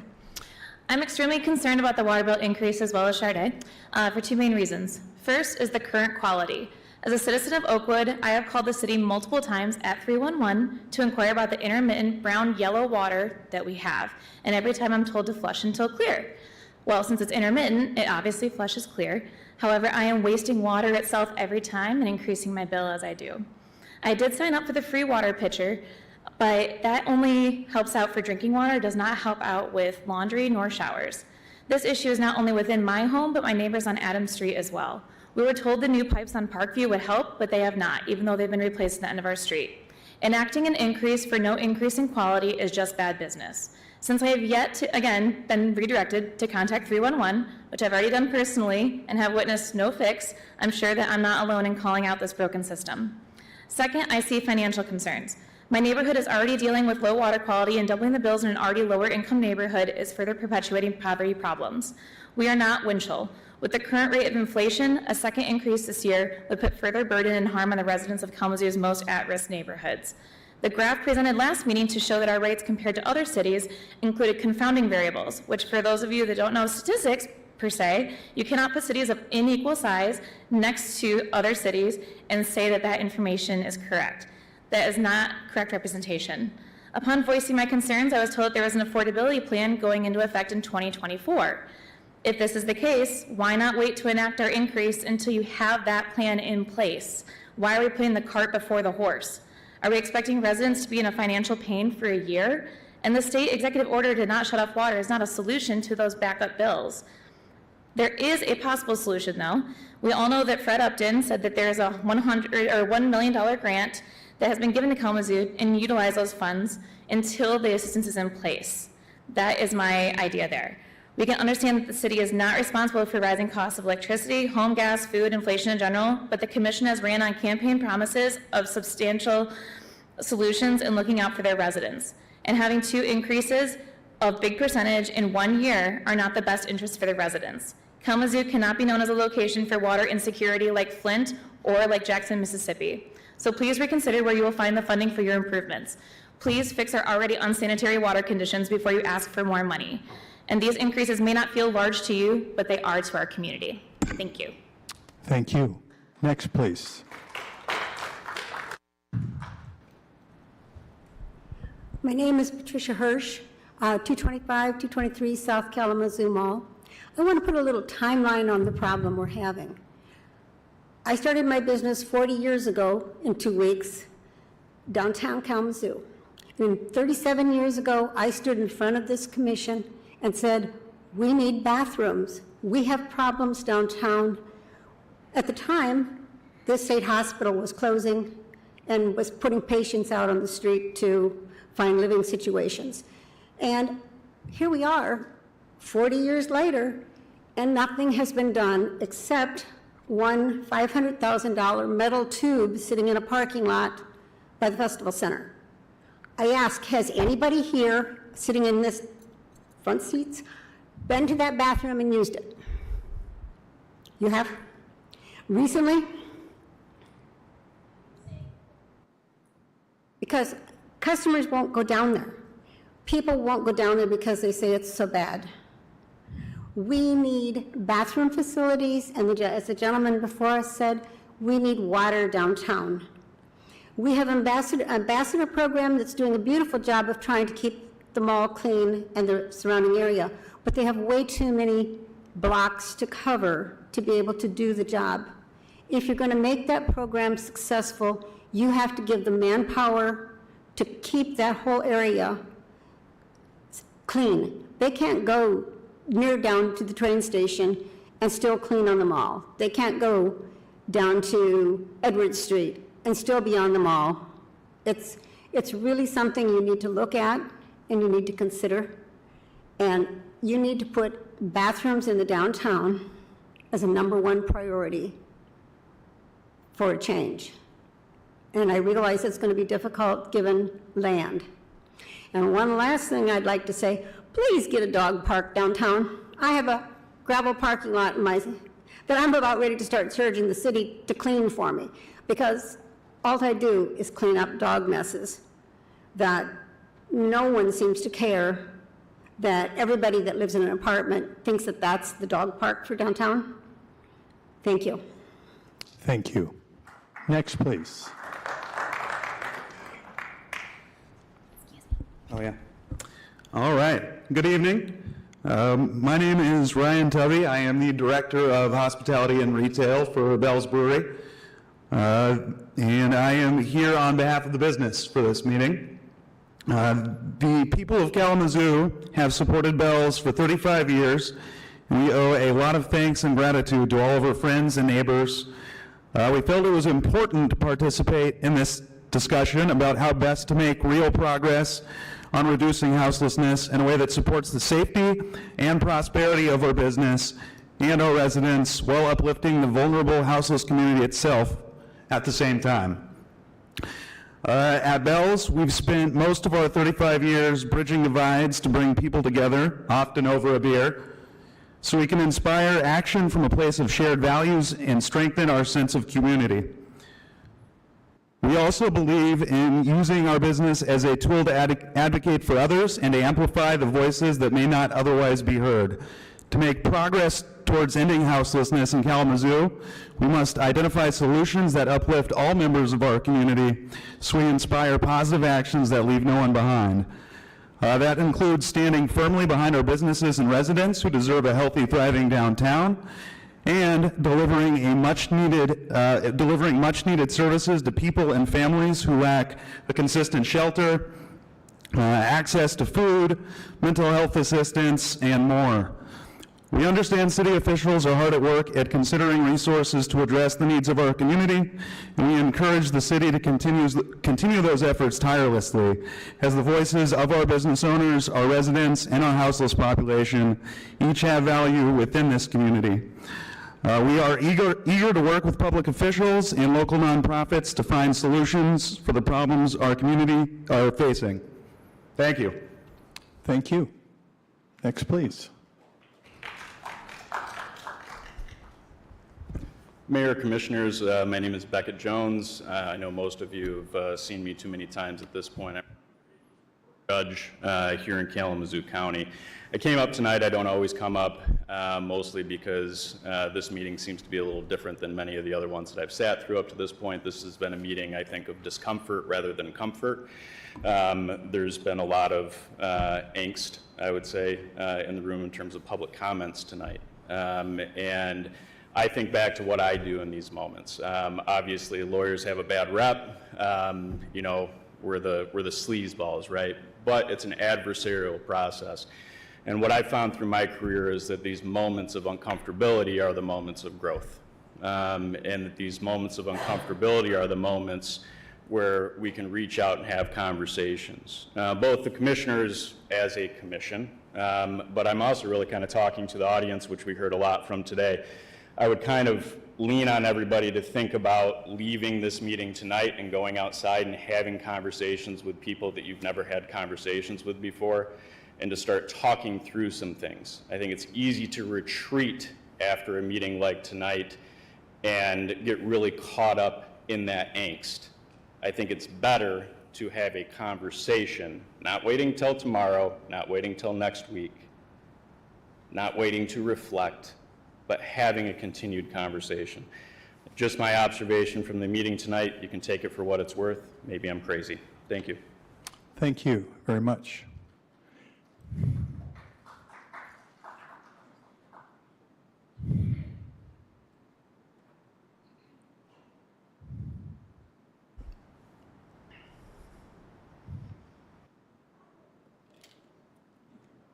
Do I start? Oh, okay, now it's working. I think the bathroom is really important. I've had a lot of people ask me what I thought about you guys changing those rules, and I think that the change is really important to not criminalize bodily functions. I know that if you discipline a dog when you're potty training them, they'll have nervousness for the rest of their life, as opposed to taking them outside and praising them when they do a bodily function, because it's normal to use the bathroom. Every single one of us does it. But the lack of bathrooms is where the problem comes. When you use that bodily function, when you don't have a place to do it, when in a socially acceptable way, that's the real problem. It's not using the bathroom, it's where to use it. And there's no place where you can do that in the city of Kalamazoo, except for, as someone pointed out, a $500,000. I thought it was $800,000. The Portland Loo, yeah, that's a lot for a toilet. And they're putting in a second one over here at the church, but it's going to be inside the fence. And they said it was going to be a short wall when they put it up, not a fence, but whatever, small little things. But yeah, bathrooms are really important. I know that Europe has just like urinals, kind of. It's mostly for men. But you can just pee in these places instead of on the sidewalk or in the street. And I think that that's what they've done in that entire continent. And you can just do that, and it's acceptable. And here, I don't know if there would have to be other changes to make that acceptable. I feel like I might get put on a certain list if I were to pee in front of other people. I don't know. Or even just bathrooms, even if it is an outhouse. Maybe Larry could build a bathroom that's on the outside of his restaurant that's just accessible to people. And it could be like that in the old days when restaurants, you would go to a restaurant just because you'd be like, did you see the bathroom at that place? It was so nice, you know? And we could start a little competition between the downtown place. I don't know. And I just found out Harvey's does not serve people with service dogs past 8 p.m.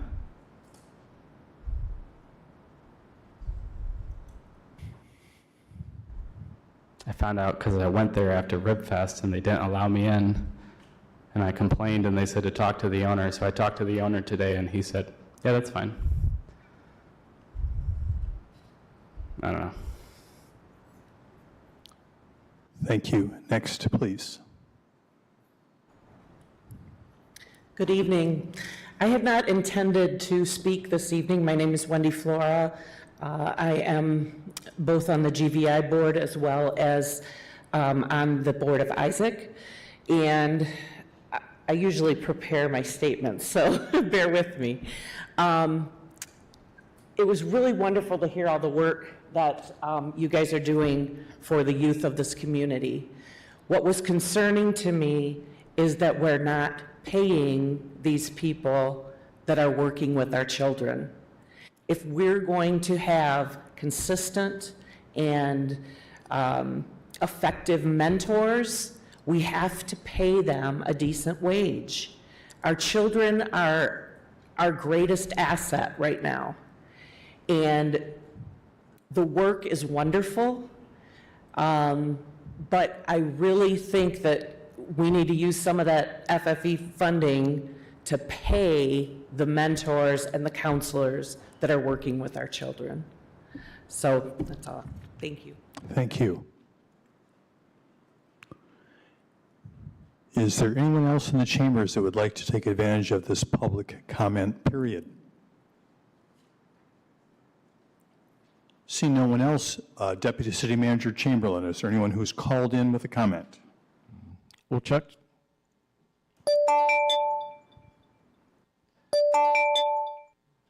Okay. Caller ending in 7472. Go ahead. You're live with the City Commission. Yes, hello, this is Joe Byers. I'm a city resident. I'm calling about the outrageous attempt by city management and Director Baker to raise our water and sewer rates again, not even 6 months since the last increase went into effect. Brad Devereaux from MLive wrote an article in March of 2022, when the last increase went into effect, that our water rates have doubled in the last 5 years. The article states a typical city customer paid about $22 a month in 2017 compared to the new rate of almost $45 a month. I listened to Director Baker's presentation last week, and it is the exact presentation, almost word for word, with inflation thrown in there from the last increase request. Last time the rate increase was supposed to be once-in-a-lifetime investment. This current proposed increase is going to raise rates another 20%. It's unconscionable to expect folks who are already struggling at historic levels to pay even more. I think Director Baker needs to work within a budget, and the Commission needs to hold its feet to the fire. I have a couple of questions before I end here. One, was the committee as a whole last week the public hearing for the rate increase? If that is the case, I don't think it's very transparent to have a public hearing meeting nobody pays attention to. Why wasn't it done at a regular business meeting? And number two, what happened to the Foundation for Excellence paying for lead service replacements? It seems like ever since my property taxes were lowered, my water rates have steadily increased, making me seriously question what is really going on in this city. It really is ill-conceived to ask for another rate increase at this time, and I would hope most reasonable people would agree. Water is a human right.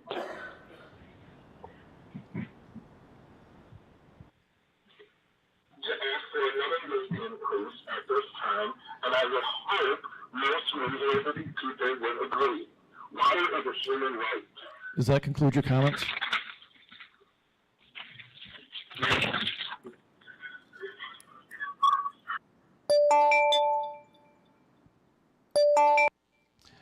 Caller ending in 5311, you're live with the Kalamazoo City Commission. Hi, this is Audrey. I'm a city resident and mother of 2 in Kalamazoo. I was just wondering if the city staff and our elected leaders could give an update on the continuing work and the issue of public health impacts and potential implications from the Graphic Packaging Corporation plant expansion and the emissions study impacting residents' health with the state. A recent study came out about air pollutants similar to these chemicals that connected to early dementia, and it was published in the UK. And then MLive also published another feature on Northside residents recently. So I'd just really be appreciative if someone could speak proactively to an update with the relationship with this company. I know that the can has been kicked with their tax credits, and before that comes up again, it'd be nice to have some kind of communication to the public about what's ongoing. I know that Commissioner Cunningham was hired by Graphic Packaging to connect with community. And so I was just asking if some kind of update could be given. Having recently talked with some residents who have some chronic health issues, people are looking for more information. So I'd be grateful if you'd update them. Thanks so much.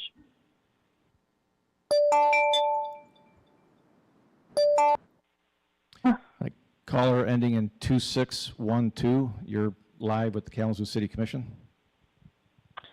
Good evening. This is Brandy Crawford Johnson, former Kalamazoo resident. I have been fighting for environmental justice for the Kalamazoo community for years, even after I moved away. I spend my own money and time away from my family to educate myself and others on environmental racism to help save lives in Kalamazoo. The University of Michigan labeled Kalamazoo an environmental injustice hotspot, and so has the EPA. Just ask Dennis Randolph, a city engineer who was on the EPA National Environmental Justice Advisory Council for years. You cannot fully trust Eagle and MDHHS because they downplayed the health risks in the Flint water racism crisis. As soon as I initiated the MDHHS health consultation in 2020, and residents continued to call into city meetings begging for their lives, you could have appointed a city public health officer and hired a toxicologist to look at past and current readings. It's listed in the city charter. I was a resident and had to hire a toxicologist myself because city leaders and Eagle kept gaslighting me. This tox report I had done by an ATS-VR partner states there is a severe health risk to residents and employees at both hazardous facilities. Many of you have copies of this tax report that I personally handed to you. I shouldn't have had to file a class action lawsuit against GPI and civil rights complaints against the city and Eagle. Environmental racism should not have been allowed to continue. I know you make more than $1 million a year off graphic packaging and utilities, but it wasn't worth letting them expand to increase the poisons at the expense of human life. The northeast side of Kalamazoo is considered a sacrifice zone and has a 14-year death gap. Thousands of residents at the fence line are sick with asthma, cancer, and worse because of non-compliant facilities who release pollution by the tons every year. Many community members have already died at the expense of capitalism, racism, and corruption. My family and the entire northeast section of Kalamazoo are disproportionately exposed to tons of toxic chemicals and gases that are trapped in the valley, poisoning everyone due to racist zoning practices, non-compliance issues, and lack of public notification. You haven't even done a town hall meeting with the residents and employees being exposed to these high levels of toxins. You won't reply to our public comments and notify the public when you learn high levels of toxins are found in the city. This is stressful on me and the community at risk, and I'm begging you all for your help. I recently talked to business owners on Riverview Drive, and many are sick with asthma and burning eyes, just like Northside residents. NDHHS has delayed the health consultation 3 times. This is a public health crisis, and you all have a fiduciary duty to investigate, notify the public, and help solve this public health crisis as soon as possible. God bless Kalamazoo.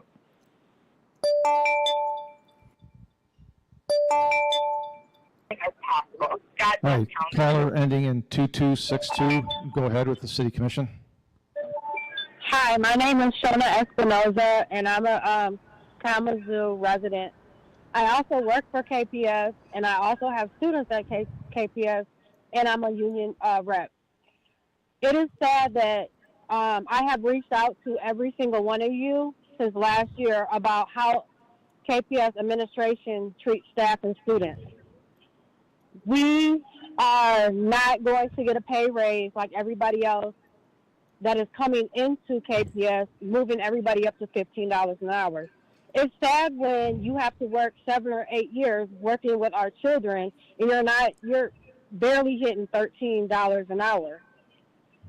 It's sad that I've reached out to you guys, asking you guys, could you please speak to the Kalamazoo Public School Board, because they are the ones that we're reaching out to and letting them know what's going on, and nothing is being done.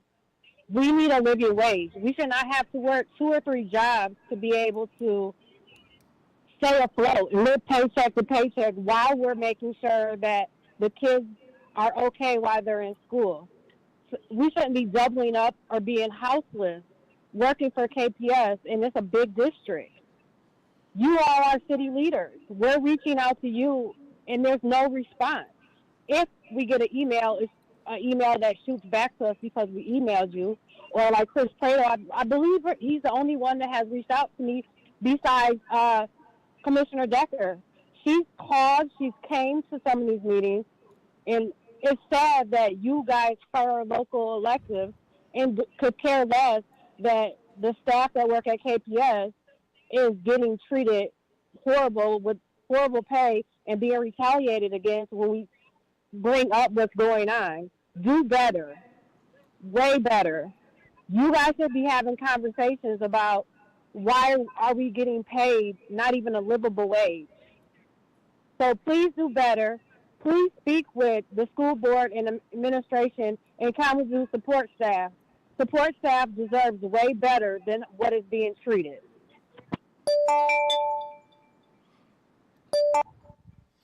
Hi, caller ending in 7419. Go ahead with the City Commission. Yes. Hello. My name is Tina McClinton. Hello. My name is Tina McClinton. I live on Lake Street. I am from Kalamazoo, and I live in the city of Kalamazoo. I have been here all my life. I have been calling and calling and calling and asking the same question over and over again. No one will answer me. None of you. None of you. When are you going to do something about the storm drain issues in Southtown neighborhood? When are you going to do something about the sewer backs up in Southtown neighborhood? I have to work 2 jobs. I'm a senior citizen. I have to work 2 jobs to be able to put in a new furnace every 4 years because the sewage destroys it. Your sewage. I have to put in a new furnace every 4 years, a new water heater. I have to pay to clean your sewage that you let come in our homes and in our business for 6 years now. And now you want to up the water bills? My water bill has went from $36 to $78 to $125 every 3 months. I can't afford this. Why is my water bill so high? I don't even drink the city water. Our water is horrible. My water smells like bleach or lead. I mean, bad enough you already have to struggle to make ends meet. I work 2 jobs, been doing it for 20 years. Have replaced 4 furnaces and 4 water heaters since 2017. I know I'm boring all you because none of you will ever answer my question. Thank you. Goodbye.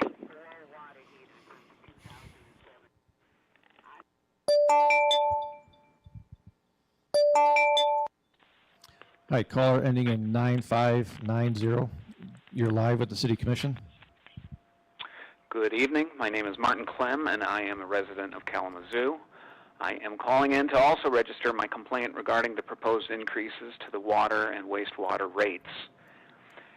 If any other bill in my household were to go up 20%, I would look for alternatives. Unfortunately, none of us living in the city have that option.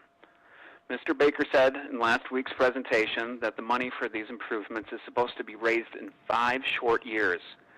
This timeline should have been doubled or tripled to make this less painful on the folks who are financing these improvements. Also, a slide from last week's meeting mentioned residential customers' rates going up, but it mentioned nothing about commercial or industrial customers. I would like a promise that commercial and industrial customers are going to see the same 20% increase that we residential customers are being asked for. So, in closing, please lengthen the timeline for raising this capital and assure us that everyone in the city is sharing in the cost. Thank you.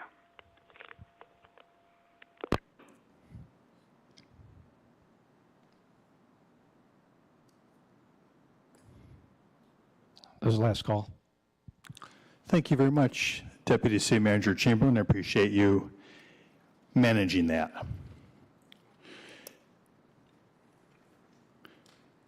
I want to thank everyone who took time to come to the chambers and make comments this evening, and those of you who called in. Appreciate it. Next is our consent agenda. Manager Ritzma. We have the following items before you for approval. First is the approval of a professional services agreement with Jones and Henry Engineers, Ltd. for the design of John Street sanitary sewer siphon improvements in the amount of $140,000.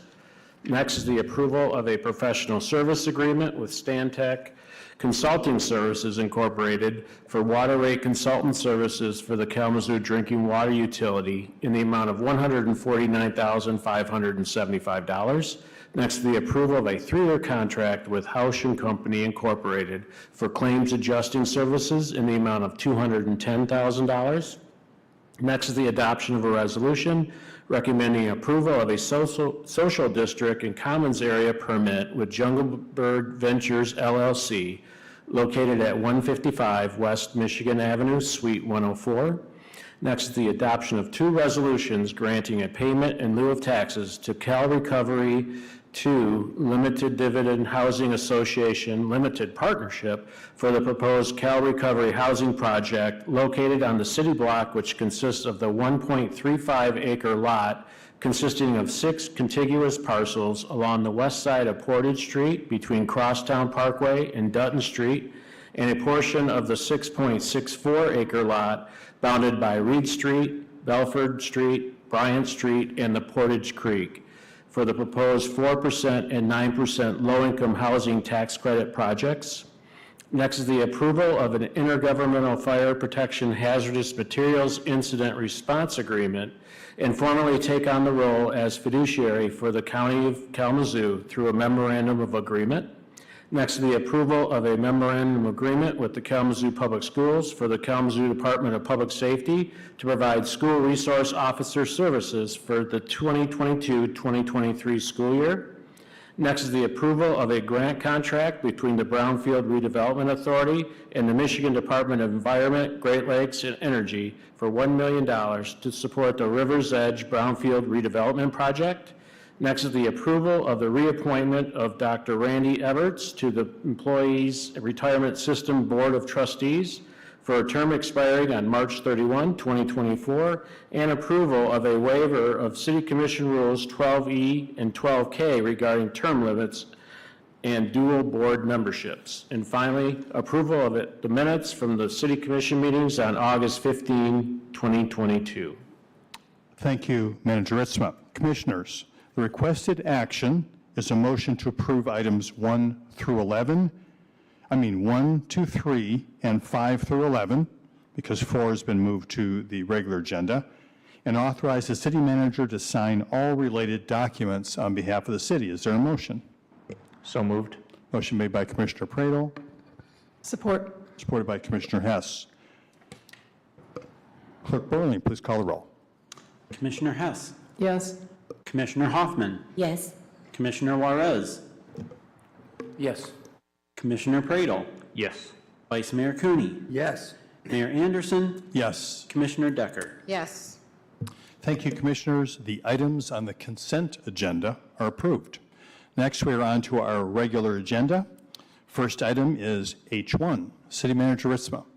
First reading of an ordinance to amend certain sections of Chapter 38 of the Kalamazoo City Code to change the rates charged for drinking water.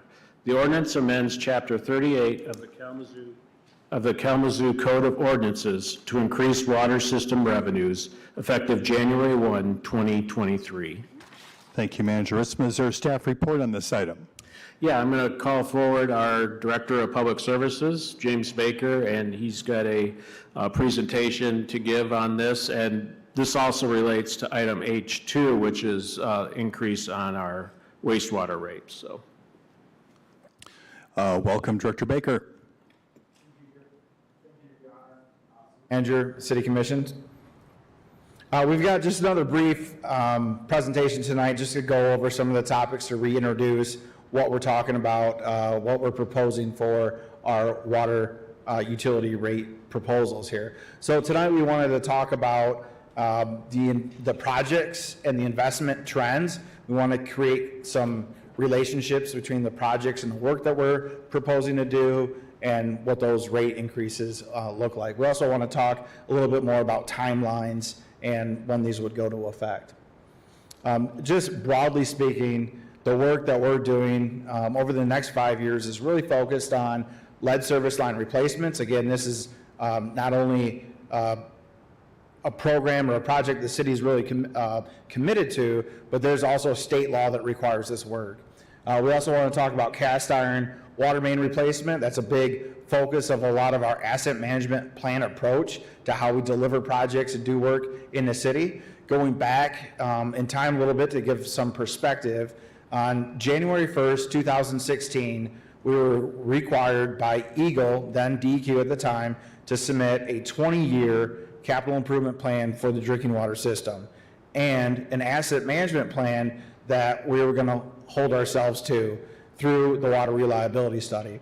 So prior to 2016, we didn't have any state oversight of our capital improvement program. So a lot of great work went to develop that. A lot of great work went into developing these capital improvement plans that we're now working on. Some of the fundamental approaches to the capital improvement plan and some of the folks when we talk about asset management plan approach to cast iron main replacement. We have right now approximately 100 water main breaks per year. In public services, we have a staff of about 201 persons here today. We've got an allocation of about 231 people. We project that in time, those annual number of water main breaks would increase. If we get to the year 2040, we will add 300 additional miles of water main to our list of stats of water main that is at or over 100 years of age. We commonly experience water main breaks in water main that has either age or condition criteria that lead to water main breaks. And last time we showed you a map and we talked about a little bit of this. So in terms of measuring performance, we have on average about 11 water main breaks per 100 miles per year. And it's our goal to try to reduce that in time or be able to maintain a workforce that can respond and have a system that's reliable. Because right now we're able to respond to main breaks. We want to make sure that in the future, we get out 10, 20 years from now, we're also able to respond to main breaks. So as we add 300 more miles of main to our 100-year-old list, that we're able to start to chip away at that. We also look at asset criticality. We look at consequence of failure, and we look at likelihood of failure. We bring those in to, make some decisions on which water main sections are we going to replace. So that all goes into why we make decisions to replace water main on some of our major street corridors, things like Cork Street, Portage Street. We work with Parkview so that we're replacing major main sections. So that gives just some input into how we develop and build some of this capital improvement program. Another major aspect we talk about is station treatment and process improvements. We hear a lot of concern from citizens that have concerns with water quality. We're working to address that. We're working to address that through improvements in treatment at our stations. We're working to address that through consolidation so that we can reduce the footprint of points of entry into the system. One of the projects that we're working on next year would be to bring Bourne Court into Central so we can utilize the pumping footprint of Bourne Court and the treatment of Central. We've got under an agreement with Eagle to incorporate optimize corrosion control and iron sequestration at every one of our stations. That's work that we're going to be engaged in over the next 2 to 3 years while we implement all of that. That has immediate takeaways in water quality as we optimize our ability to treat the water going out to our public. Sewer improvements, we hear a lot of folks that have concerns with sewer capacity, that sort of thing, sewer rehabilitations. We're working on that. That's part of our capital improvement plan. Also, wastewater treatment plant improvements. We're a major environmental resource here in Kalamazoo, and we want to make sure that we're providing clean water back to the environment. So all that work builds this program. This program that you see in front of you really shows the pace and the cadence of capital improvement as they've gone and increased over the years. This is due in part to a lot of those levels of service commitments that we talked about. We talked about lead service line replacement. That's reflected in this increased investment. We talked about the need to replace cast iron water mains.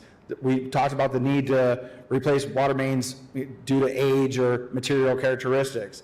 That's built into this program. We talked about enhancements at treatment at stations that we need to make. PFAS is another thing. If we went back 10 years ago, myself included, most folks would not know what PFAS was. That's a new thing that we have to worry about. We now have state required limits, MCLs, maximum contaminant limitations for PFAS. We have 2 stations, 17 and 18, that we've taken offline because we have pure PFAS near that station. We have a 3rd station, Station 5, to which we are investing major improvements in treatment to be able to handle PFAS. Those needs were not here 10 years ago. So all these, we characterize these as level of service improvements that are reflecting this capital program. And again, there's a direct link between the capital program that you see in front of you and what our rates or what our water bills are. With the slide of bars that you have in front of you, if we go back the last 10-year period, we've had 7 rate increases over the last 10-year period. And we would project continued annual rate increases to continue to support this capital program. This is a 5-year, $300 million capital program. So talking about the rates, and certainly Kalamazoo Utility, and it's a regional utility. We talked before about the size of the Kalamazoo system. Kalamazoo Water Utility is the 5th largest utility in the state of Michigan. There's the investment needed to support this utility as an enterprise fund comes wholly from the utility itself. It comes from our ratepayers. This, I guess in a sense, is a customer-owned utility.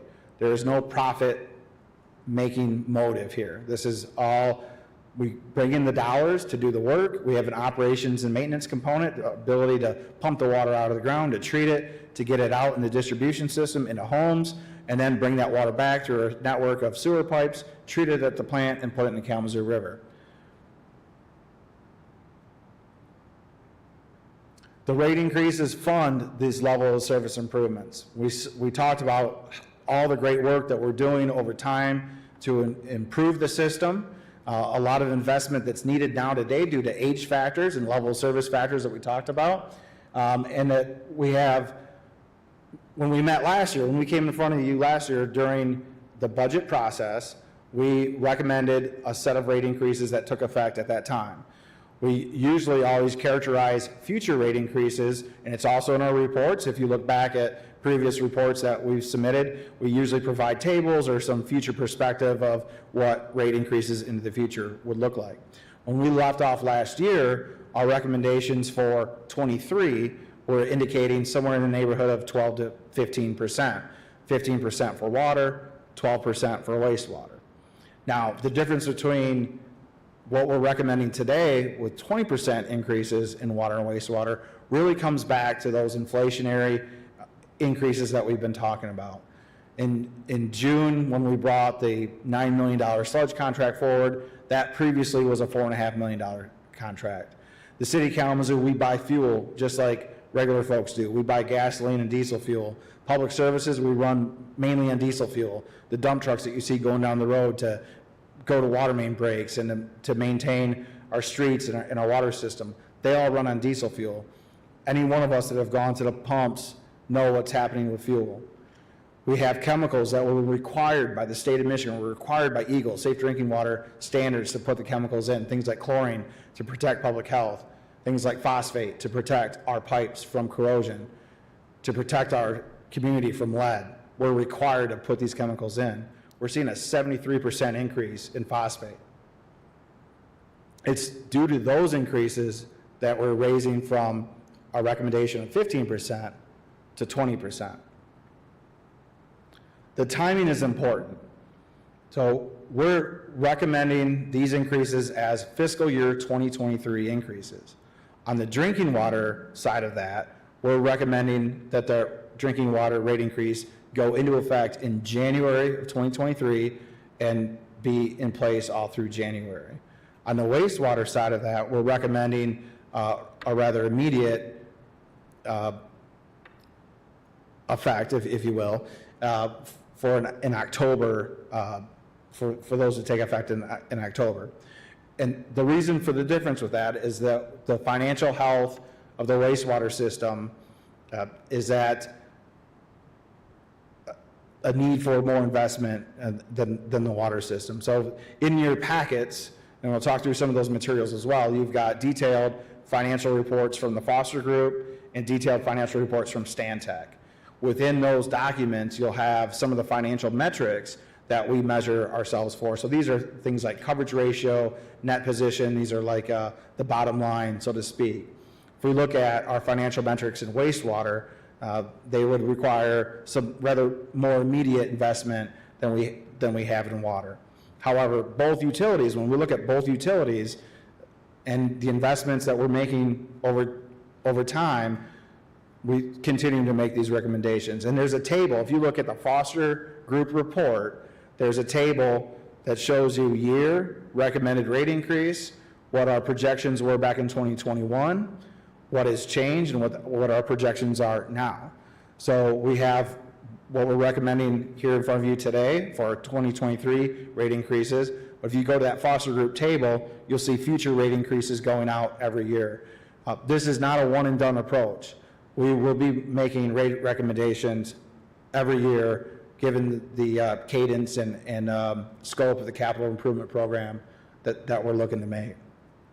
Community comparison here, we look at Kalamazoo was the lowest, among one of the lowest in the state of Michigan, and that moves up to somewhere in the middle. We've got some figures up there. We just do want to note that there's some range in values. We recognize that folks have, some range in their usage, the amount of usage they have. We talked a little bit about uncertainty in utility funds. What are some of these things that are playing, that are coming into play here that can affect rates? And a lot of that is that the uncertainty is that we're calculating rates for next year based off information from last year, while today.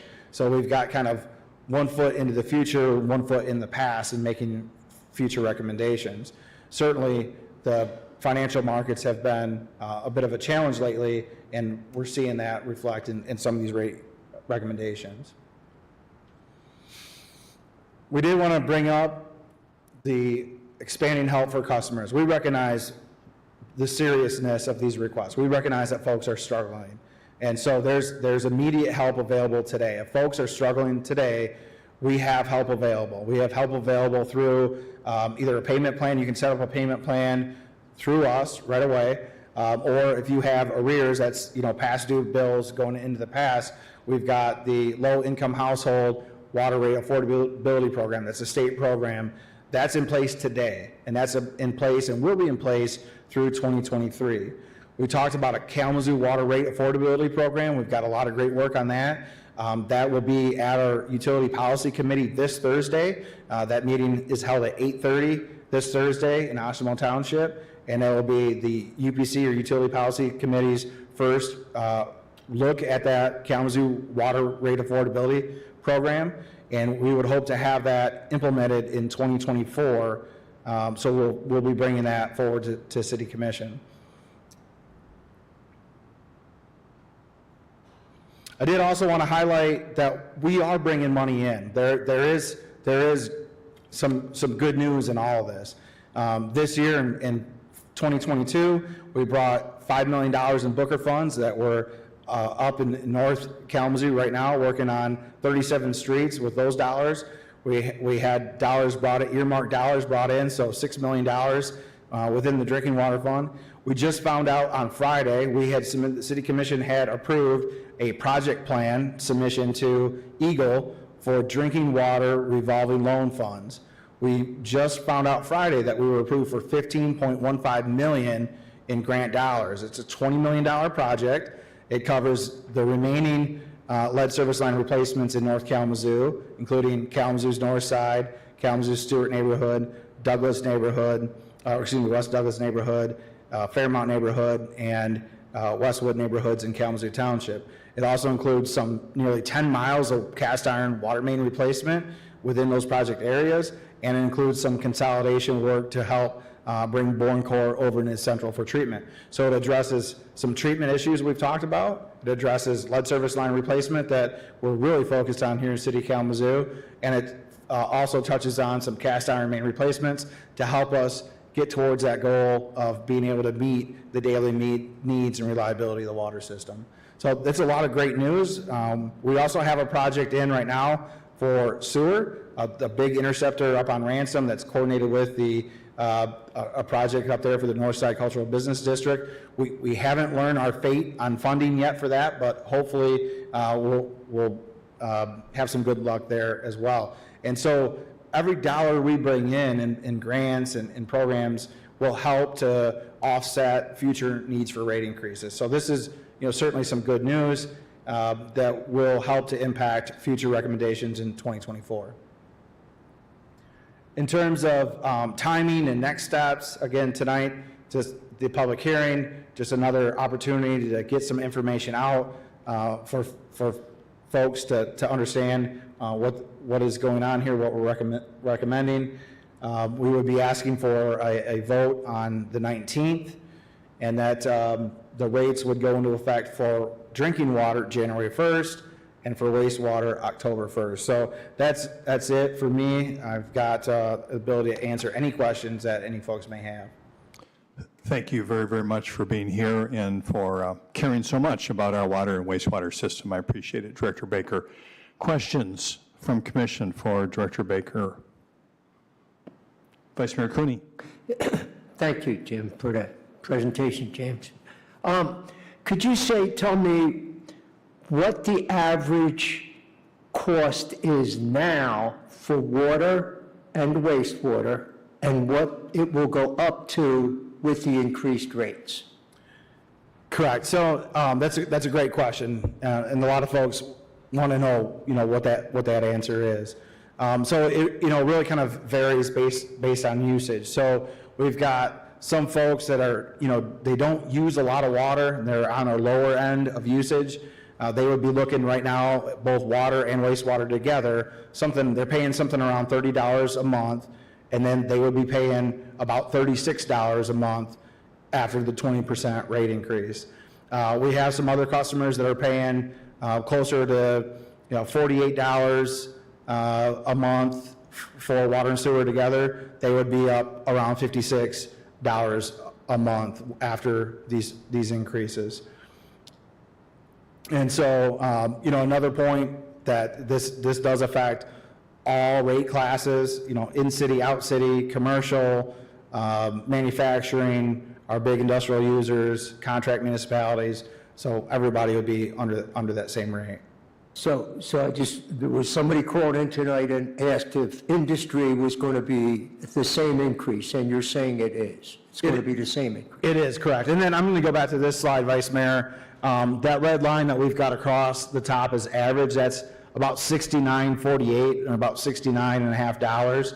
And so you'll see that far bar, like where we would go to, that family would experience, that would be about $53.66. So every time we ask one of these, comparison questions, or, hey, what would my bill look like? It, really comes back to what is the usage, what is, things like that. Okay. Thank you.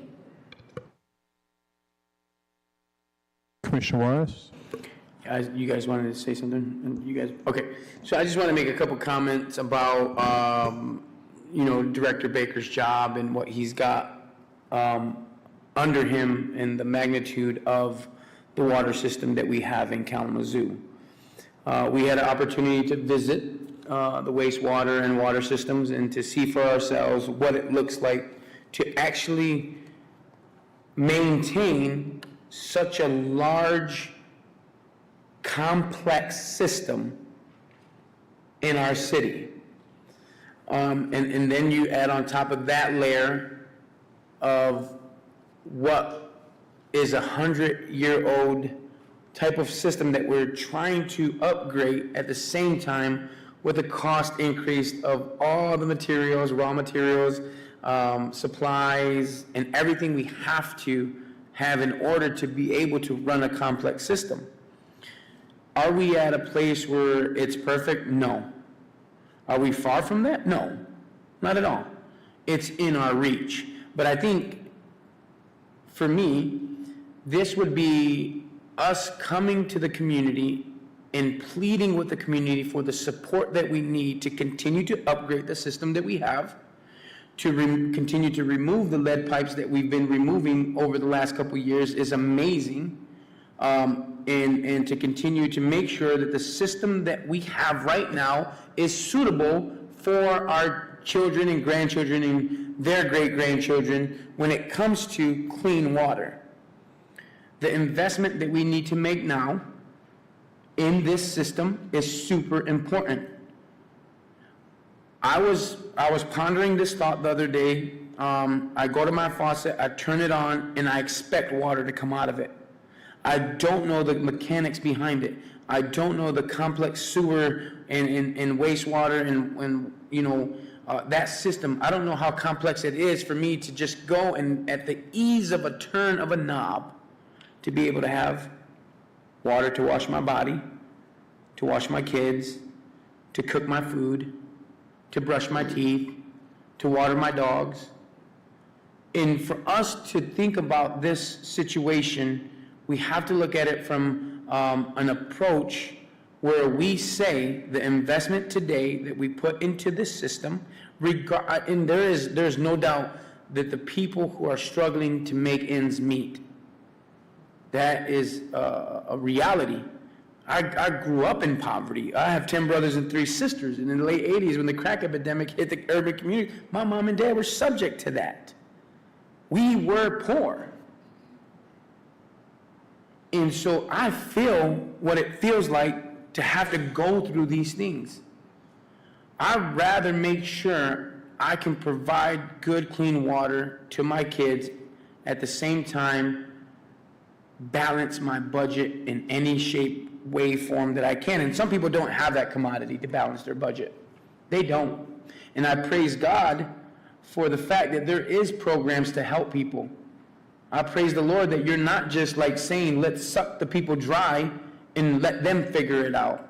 But you're putting things on the table where people can say, you know what, at least they're supporting people who need the support. And it's an investment that we have to look at that's super important for our kids and our grandkids and their and my great-grandkids, right? I hate paying more on a bill. I hate it. I do. I don't like giving money away. And I believe most of us don't, right? But the reality is if this system doesn't start to get fixed like it should, and we don't meet those demands that are in front of us, we're going to be playing catch-up. We're going to continue to play catch-up, and we're going to continue to play catch-up, and it's going to be even worse with water rates if we don't do something now. And so I am torn between the fact that we have to raise these rates, but I do believe maybe there is some alternatives. I do believe maybe there is some rocks that we haven't overturned just yet. And I think Director Baker is a very hard-working individual who really cares for the water system and the people who receive that water. I believe that wholeheartedly. So if people have ill comments towards him, I feel bad for you. I feel bad for people who have ill comments towards people without recognizing the fact that we're in a time where we need each other. And so I just wanted to make those comments. I wanted to make sure you and your staff know that we appreciate the work that you're doing, the hard work that you're doing and you're continuing to do, and you're continuing to show up to this complex job and saying, how do I figure this out for the people of Kalamazoo, right? And so I just want to make sure people understand that. Thank you, Commissioner Juarez. Commissioner Hoffman. Thank you, Mayor. I agree with every sentiment you shared, Commissioner Juarez. And I'm also thinking about the food service worker at KPS or any other school district that is making 10 to 13 hours, possibly a single mother or father with 3 kids. And for some of us, an additional $20 to $30 a month is like, okay. For someone that is low income, that's huge. And yes, I'm thankful and grateful for the programs that we have, that nobody's water will be shut off. But that bill will you continue to accumulate. And I thank God for the other program where if you have back utilities, you can get assistance. But if you're low income and your income is not increasing, you're going to always have to go and ask someone for help. And where is the dignity in that? And so again, I'm torn. And if just being a community member, we had an increase 6 months to maybe a little under a year ago, and now another. Like, that doesn't make sense. And we see all the infrastructure work happening. Like, there's so many things happening that need to be done. One thing that we were told coming in as new commissioners, infrastructure is important. It's important. But it's also important for us to listen and hear and feel what our residents are going through. And when it comes to this financing piece, like, it's huge. It reminds me of Alice. Asset limited, income constrained, yet working. Like, that is real for so many of our residents. So I just want to lift that up. And this is a hard one. This is a really, really difficult one. And it feels like it shouldn't be. But when you hear the people's pleas, I would be remiss if I did not question or take a pause. And so I just wanted to put that out there. Thank you, Commissioner Hoffman. Any other questions, actually, for Commissioner Hess? A few questions. Thank you, Director Baker, again, for coming forward with that. So I think we got $1 million from Representative Upton, and you talked about the $15 million. How would you respond to those who say that if funds are received, it will lessen the need for future rate increases? So those funds, the $1 million and the $15 million that we're receiving, aren't going to lessen the need for this increase? Yes, thank you. So I'm going to try to just provide some basic concepts and not get into too far into the weeds on capital financings. But, broadly speaking, we showed you a slide. I'll go to it. $300 million in capital improvements over a 5-year period. There's a little bit of a capital variance that's applied to that, but generally speaking, we're looking to take that $300 million over a 5-year period and then debt finance through bonds. So that's very similar to like a mortgage, if you will. So think of this like a $300 million house we're going to buy, that once we buy it, we now have a monthly payment, if you will, a mortgage or bond payment. So with respect to, if our house goes from $300 million down to $295 million, that does help, but we're still making that mortgage payment. That mortgage payment doesn't go away.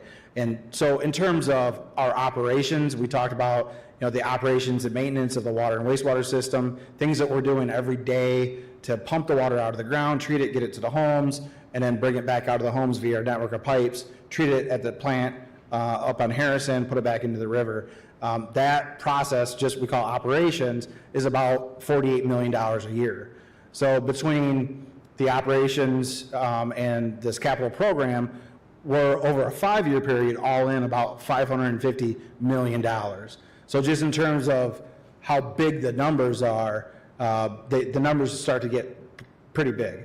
And so as we bring in grant dollars in principal forgiveness or however the dollars come in, they help to offset future rate increases because the rates are based upon us paying our mortgage today based on the projects we did in the past. And so those $15 million that we talked about, that's going to help to attenuate that 2024 rate increase recommendation. And again, with respect to water, this what we have in front of you is a fiscal year 23 rate increase that would go into effect in January. So we're here a little early. We're bringing this forward to the budget process. Again, that's a lot due to the financial metrics and situation in wastewater. But as we're doing them together, we'll have wastewater would go into effect in October, water in January. Cool, thank you. And so talking to some friends from South Haven, their rates are 3 times our rate for their water system. Will other municipalities also have to increase like we are? And so will those bars remain the same in relation to one another? And when are we going to overtake the ones to the far right, if at all? Yeah, so that's a great question, Commissioner. And so with respect to, there's kind of 3 major elements. One is the global, worldwide inflationary pressures we're seeing. And I would respect that every utility out there is experiencing those same things. So everybody's kind of going through that to some respect. The other component of it is our increased cadence of capital investment. And there's going to be other communities that are similar to us. The requirement to replace lead lines is a requirement for all communities in the state of Michigan. It's not just Kalamazoo that's under that requirement. Every community has to deal with PFAS MCLs. And so not every community has PFAS, but the communities that do are paying a lot more for water than they did in the past because they now have to treat or they have to extend municipal water out to township areas or areas that didn't have it before. So overall, the state of Michigan is trending to have a lot of investment in water and wastewater utilities over the near term. That's, maybe difficult right now for us in terms of investment in dollars, but that's really great news. That's extremely good news for our children and for the next generation. That'll be within our time here in the very near future. At some point, this commission will be able to say, we've replaced all lead service lines in Kalamazoo. That's going to be a history-making moment, and that's going to be within our lifetimes. That's something that's going to be extremely beneficial to the future of our community. We're able to say right now, the City Commission is dealing with PFAS. We have no stations that are even half the MCL, and we're working to protect all stations so that we maintain that program. There are communities in Michigan that have problems with PFAS. Kalamazoo does not, because Kalamazoo has been proactive. So we're investing today to benefit the future. Thank you. I appreciate your investment in that, and I trust you when you say that. I've been to the plant, and it is a huge operation, and I know we're working on that. 2 other questions that may be for City Manager Ritzema or for the bill-paying folks. A, is it possible to pay monthly rather than quarterly? Because in order to budget, I can budget $35 a month, but then $120 every 3 months might not be possible. Is that possible? I can answer that if you want me to go into Sure. that. So right now, there's some limitations and some challenges with that. We've got a contractual service that we pay to go out and read meters. The majority of our system, we're talking 43,000 metered accounts. The majority of that system is still kind of older technology in terms of meter reading. However, that concept that you talk about, that's something that we're really looking forward to in our Kalamazoo Water Affordability Program. That's something that's a component of our water affordability program. And with the implementation of smart meters, that does become possible. So that we're kind of seeing the need to get there. So we're kind of working some, trajectory to get to that goal. I can't tell you right now when we'll be fully realized with that goal, but that's something that's going to be a key component of the water affordability program. Our ability to install smart meters is going to help with that. And then our ability with our Kalamazoo Water Rate Affordability Program to put customers who would elect or who would need to or who are participating in the program would go monthly. So that is something that we're looking at. Another thing that may be possible right now, and I'd have to check with our finance director, CFO, Mr. Facinzi, is that can customers request to be just put on a monthly payment plan? I know we've got payment plans, and so I know there's some ability to do that. I just don't know how that mechanism relates with our current kind of quarterly read cycle. Okay, so I'd appreciate maybe Director Vicenzi could look into that and see what we can do about that. And then lastly, is there an office, maybe, I don't know if at Public Services, if there's an office that can help people apply to the water program, to the low-income water program? Is there an office that can help people through application to that program? So at this time, what we would recommend is that to give this number a call. It's our understanding that this is set up to kind of follow a lot of the supplemental nutrition assistance programs and some of the other programs that the state already has. This is a state program. Michigan Department of Health and Human Services is the sponsor of this program. So if you're already in assistance program, this should be some easy pathways for folks to negotiate. I will tell you, when we're talking about having an actual agency, a partner Kalamazoo agency, help to support when we go up and running with the Kalamazoo Water Affordability Program. So the future answer to that question would be, yes, and we would have staff to support it. This program, since we don't run it in-house, it would be all referrals. We would just recommend that you go right to that program and call that number yourselves. Okay. Thank you so much, Director Baker. I really appreciate you. Thank you. Commissioner Pradel. Hey, Director Baker. I do have some questions for you, and I think it's well worth the time, hopefully, to spend this time asking these. So the first one I want to just clarify for the public. I know there was a little bit of confusion because we had the committee of the whole meeting where you presented a lot of this in depth last Monday. And, now we're having the first reading, and then we have the second reading on our meeting on the 19th. So the proposed rate increase would be officially voted on at our meeting at the 19th, correct? That's correct, yeah. So that first committee of the whole session that we had last week, that was just information to get the word out there and to start to discuss it. As early as possible, so the public could give input and whatnot. The second question for you, I wanted to make sure to clarify for the public as well. One thing that's particularly confusing about this, and I really understand and can empathize with the public about this, is that we had the rate increase at the beginning of this year, and now we're proposing, at least for wastewater, to start here in the fall. But just to clarify for the public, when this proposed rate increase comes before us, and if we vote yes to do that, then that is for the continuation of 2022 and all of 2023. So the next rate increase, we're hoping the next rate increase that we would likely see would not be until we're considering the 2024, correct? Correct. We would consider these fiscal year 2023 rate increases, right. And we would bring future recommendations forward for action and effective date in 2024. So the goal is to avoid kind of what happened next year. Yes. All right.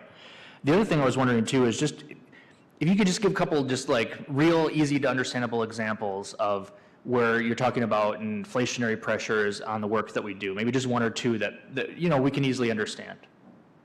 Yeah, I would say some easy ones that have been in front of this commission: fuel, chemicals, and sludge hauling and disposal. We can all go to the gas pumps and see what happened. Remember when we set budgets originally for this package of not only the budget that we're in, but the rates that we're operating under. We did that work back in October and November of 2021, and you can grab any chart you want and see what were fuel prices back And just to refresh everyone's memory, that was before, a lot of the big squeeze on fuel that we're now experiencing. Our sludge hauling and disposal contract, we had operated under a contract that existed since 2018 under an annual cost of about $4.5 million to haul and dispose of our sludge that's generated at the wastewater treatment plant. The contract that we brought forward in June, the City Commission, was $9 million. So that's double, and that's in 1 year. And it's not a project, that's what we call direct revenue requirement. That means that we've got to come up through rates now an additional $4.5 million to satisfy just that one line item. And then all the chemicals we use and water treatment additives, we're seeing, I highlighted phosphate, that's something that we use to coat the pipes to protect against lead. That is increased by 73%. Wow, a lot. Just to help people understand as well, there's a group called the Utility Policy Committee. Our mayor is a representative on that, but there's representatives from both the township and city there, and much like a lot of boards and commissions, they saw this proposal rate increase, and what did they have a recommendation, for this to come forward? Did they approve it to come forward to the commission? Yes, and just referencing back to the committee, the whole session that was last week, we had a representative from the Utility Policy Committee, Mr. Tom Wheat, stood in front of the commission and recommended that there was UPC, or Utility Policy Committee, support for that rate recommendation. Yeah. The other thing too, I'm a Millwood resident, and I'll be out for walks with my kids, and once in a while I'll have somebody come up talk about discoloration of water. We heard from Sam Creed earlier about Oakwood. I understand that feeling. It's like, here you're coming to ask me for more money, and I'm not 100% satisfied with what I'm seeing. What would you tell those people who feel that way? Yeah, certainly. First and foremost, I can certainly appreciate the perspective. This is all groundwater system. We're out in it every day operating it. The water comes right out of the ground. It does have iron in it. It does have calcium in it. It's also hard. And for the most part, with the exception of the treatment that we have at Central and the treatment that we have at Station 11, that water goes into the station, it's chemical treatment, and it goes out into the system. So we acknowledge we have iron in our system. There's also things such as construction activity. Iron settles out in the mains. That's why we flush twice a year. We're getting ready to come out and flush again here in September to help flush and clean that up. We install the auto flushers. We go out in the communities and install those. So there's operational work that we do on the distribution system in real time to help with that. So that's kind of like the immediate right now thing to do to help clear up those transient spikes in yellow water, brown water, that sort of thing. But we're also looking to get after it from capital investment through treatment. And so when I talked about treatment improvements at the stations, we're looking to take what we have been feeding from a phosphate standpoint to really automate and have some automation and control on that. And just to kind of talk in simple terms, like, well, what is that? What do we mean? So think of like driving your car on a long road trip. You got to drive from here to DC, and it's your right foot on the pedal. That's how you got to control the speed. That's how we control our treatment at some of these pump stations. And there's this really neat feature, some cars have it, it's called cruise control. And so you can kind of just set the speed you want. If you go up a hill, the car is going to maintain the same speed. So what we're working to implement at all of our stations, 13 stations, is cruise control for phosphate, which does our corrosion control and iron sequestration. So that if we have a peak hydraulic demand, we crank up the station, we can also crank up the chemical feed rate with that. And so we can kind of really create some very precise accuracy and precision under the treatment that we have. And the goal here is that we're going to improve water quality and that we'll have less occurrences of brown and yellow water.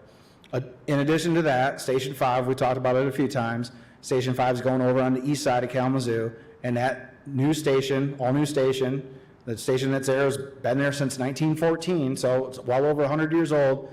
It's time for a new one that will have iron removal, manganese removal, and PFAS removal. So over time, through enhancements in everyday maintenance and distribution system, improvements at the station through treatment, and new station builds.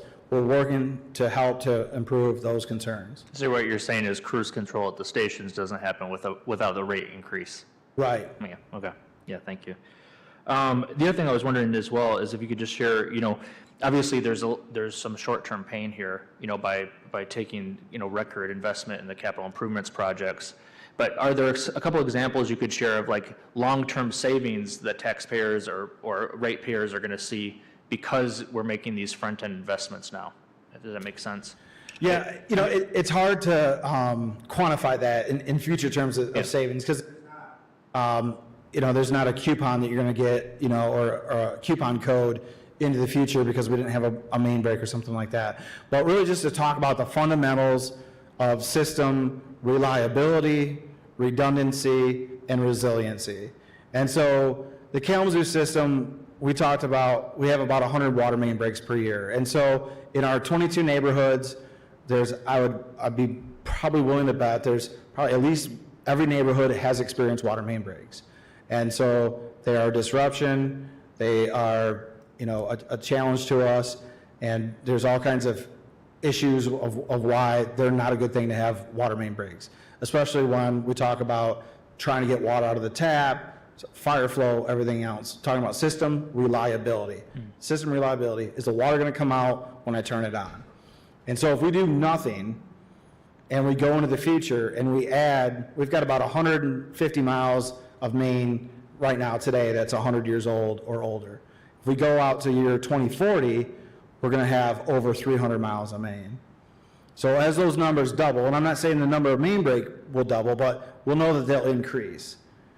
And the amount of staff that we have today, we've got about 231 FTE, we've got 201 people here today, but we would get to the point, if we did nothing, we could get to the point where we don't have the staff to maintain. So we can handle at peak about 3 to 4 main breaks per day. If we got to the point where we're handling 8 or 12 or 10 main breaks per day, we may be in a situation where we would not be able to respond to it. We'd have to isolate and respond to that. And there are some national examples of water systems in crisis yet again because of failure to invest. Certainly there's other aspects I'm not going to go into, I don't have the background for it, but as an engineer, I can recognize systems that have failed to invest. We've had several national examples of this.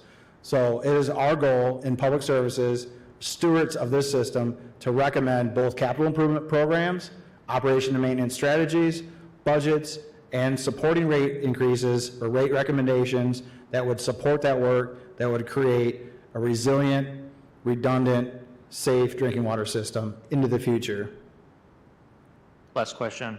So let's say that, just crippled by the pressure, and I don't know, Director Baker, go back, make it 10%, make it 15%. Then what?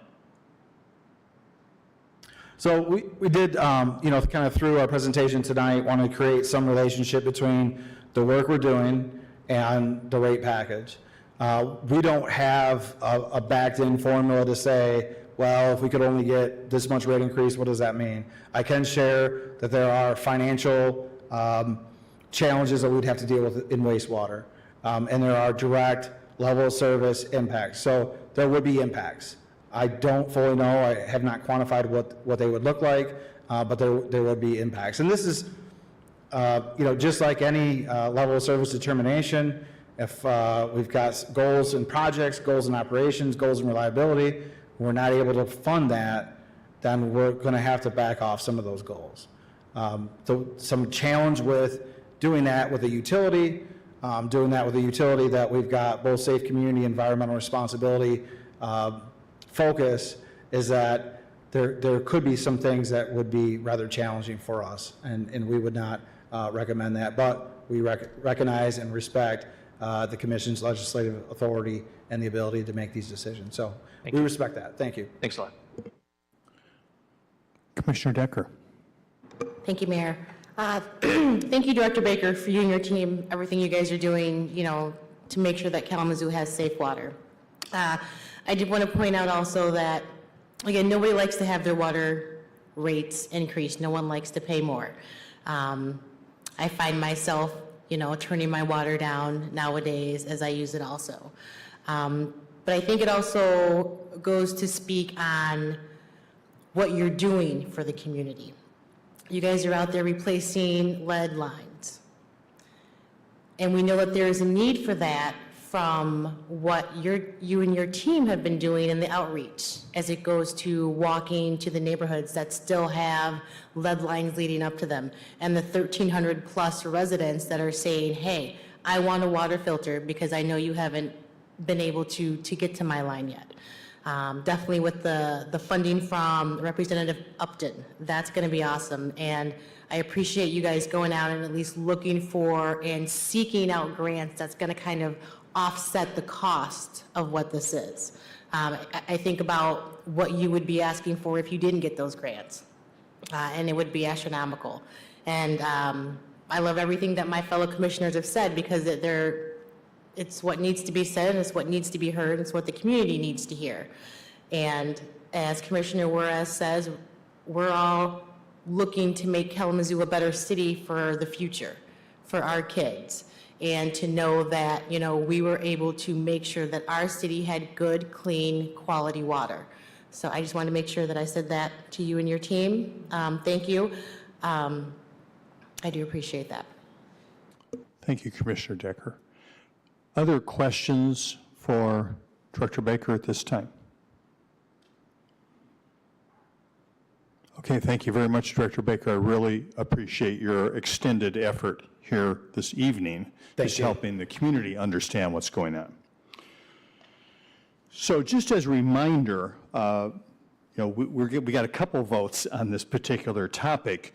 The first one that we're talking about, even though we've blended our conversation between two of them, the action we are talking about voting on this evening, is a first reading, just a reminder, and the first one will be to change the rates charged for drinking water. So that said, is there anyone in the audience that would like to comment on this particular item? That's item H1. If so, please come to the podium, give us your name, and whether you live in the city, and you will have 3 minutes.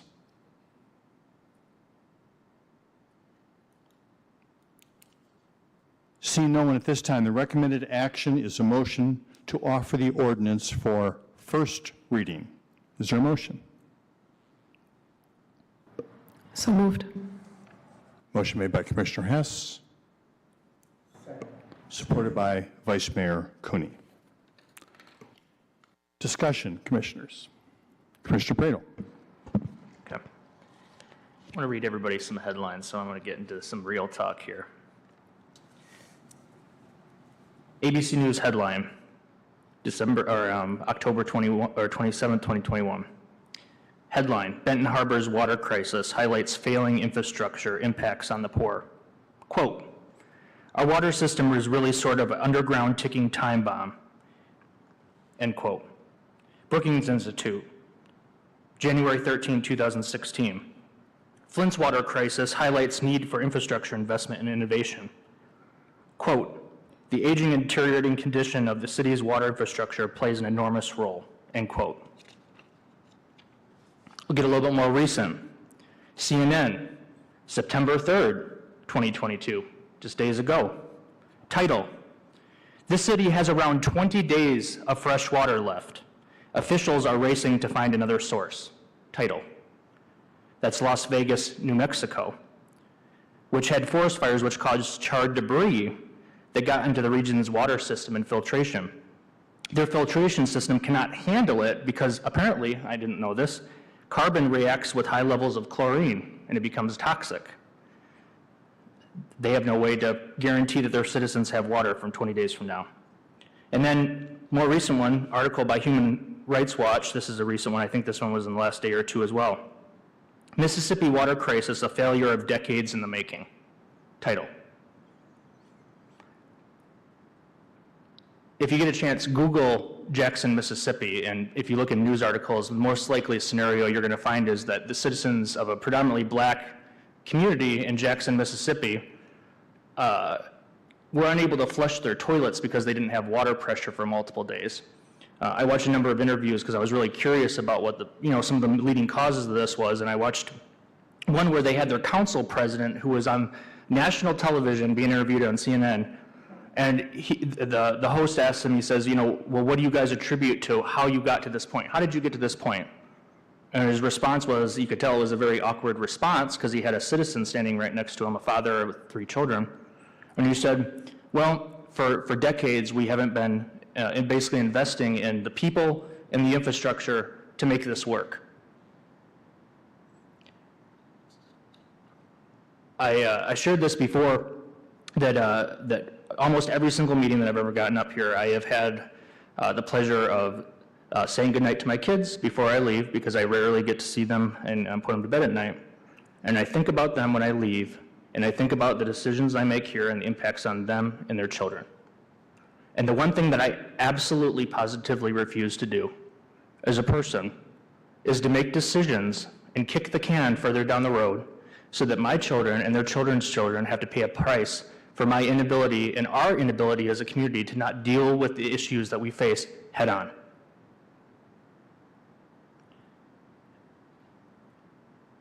I think that we also need to realize that this will cause pain to people, and it is causing pain to people.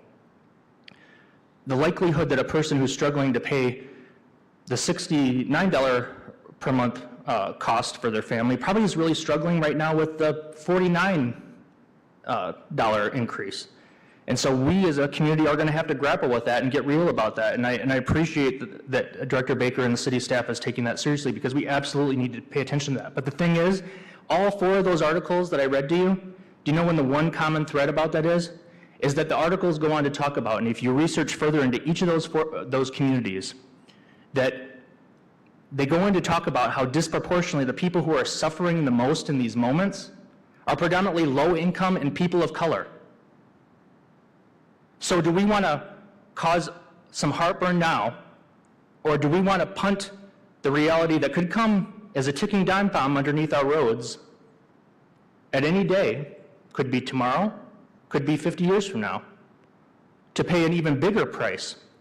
Because the reality is that when the water main breaks on my street, I can afford to go to a hotel. If something happens with my water line on my street, I can go to Gordon Water and get a few big tanks. If I need some water because I'm concerned about my quality, I can go get a couple cases of water at the store. But the reality is when bad things happen, like Jackson, like Flint, like Benton Harbor, those things are going to first and foremost impact the people who are most vulnerable in this community.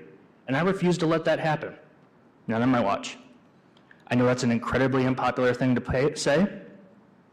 I know that it's a very difficult decision that we need to make. But much like Commissioner Juarez, I have to implore this community to trust us and to trust the leadership of our Public Services Department that this is the right thing that we need to do in this right moment. If you look back, pre-2015, that amount was like $3 million that we were investing on the entire infrastructure system. $3 million for capital improvements. And we're talking about investing $300 million in this period that ends in 2026. That's significant. I don't think this is the time to put our foot on the brake. I think this is the time to get it right. So I'll end with that. Thank you. Thank you, Commissioner Pradel. Other discussion on the motion? Commissioner Hess? Thank you, Commissioner Pradel, for that impassioned speech. I had as well down Jackson, Mississippi, and Benton Harbor and Flint as examples of what happens when we don't invest in our infrastructure, so I appreciate you doing that. I was at a meeting of the Kalamazoo River Watershed Council a few weeks ago, where we heard Doug McLaughlin talk about the whole Watershed Council. It brought home to me how huge water is. And what they asked people that were there to put on a sticky note and put, on the map, what do you think about water? And more often the comments were, water is life. Water is life. We have one of the largest underground water systems in the state. And we take good care of it, and we take great pride in it, and in providing clean, fresh, safe water, and then clean, fresh water back into this watershed that we need for our life, not just for human life, for all life, for the life of the river, for the life of the animals. So we are talking about something much greater than ourselves, and I will support taking care of that for life. That's all. Thank you, Commissioner Hess. Commissioner Juarez. Yeah, I do believe, and I do appreciate Commissioner Prado and Commissioner Hess's comments. And I believe your guys' hearts are to make sure Kalamazoo is a better place, that when you found it, you left it better, right? I think where the struggle as a colored individual, a Hispanic male, living in this reality of being an Alice family, like, you know what I mean? Like I'm categorized as one of those people, right? And to continue to see how, like you said, Commissioner Prado, people of color and people in poverty are disproportionately affected the most, right? I have to believe that some of the bright minds that we have working in this organization, Kalamazoo City, right, that there is different ways and innovative ways that we could figure out, and we have been figuring out different avenues and different ways to make sure we're continue to upgrade our infrastructure, right, especially with water and wastewater. Again, balancing a budget or balancing the cost of what needs to take place with this on people's backs is disheartening. It is. It is, like, there's a lot of things that are more important in my household that I can think about right now than giving more money to the water system. All right, and that's just a reality. Being a diabetic who has to buy medicine, my kids, so much stuff, right? And the cost of things is just, it's ridiculous. But I think that there is different avenues that we can find. I believe that, like I said earlier, there's every rock hasn't been unturned, right? And I think that Director Baker is the man for the job, and I believe that he's going to, carry this burden and say, what can I do? What else can I do? Because I don't believe he's shortchanging or, not doing his best to figure this stuff out. I don't believe that for one bit, right? But I do believe that there's other ways to figure this stuff out, right? And I want to see that happen. We have a short period of time. We're dealing with months. And I do believe that in 2024, when we start to look at those rates, I believe that we're going to have a solution than raising utility rates. I believe we will come up with a solution, and Director Baker and his team will find a solution to figure this out so that we don't have to raise utility rates. And so there's got to be, like this, and what else? What else? What haven't we thought about? What haven't we tried to come up with? What ideas haven't we explored? So I just put that out there so that I don't want to put a lot of pressure on Director Baker, but there's already a lot of pressure on Director Baker. But I believe that God built him for this type of reality, right? I believe he was creative for something like this, and and so I just, yeah, I think more conversations need to happen. Thank you, Commissioner Juarez. Others, Commissioner Hoffman. Thank you. We talk about a plan, and we talk about processes, and we talk about timeframes. And I don't know if we always take into consideration the people aspect who will have to support this financially. So what would it look like? We said, okay, before 2015, it was $3 million. By the time this is over, it's $300 million. That's exponential. So is there a way that we could say, instead of having this completed by 26, what about 28? Or what about 30? I'm just putting it out there because I'm torn. And I also remember infrastructure. Infrastructure is so important. And I don't want to see anybody, I don't want to see our community fall ill to mismanagement because we as a commission had ego or emotion attached to it. And I also want to be cognizant in saying that I hear what people are saying and where they are and what they need. So is there a way we can tweak the plan? Is there a way that we can extend the time frame and not affect the funding that we've been gifted? So just thinking outside of the box, maybe trying to implement some kind of creative solution where it's a win-win and it's a both and. Thank you, Commissioner Hoffman. Any other discussion? Commissioner Pradel.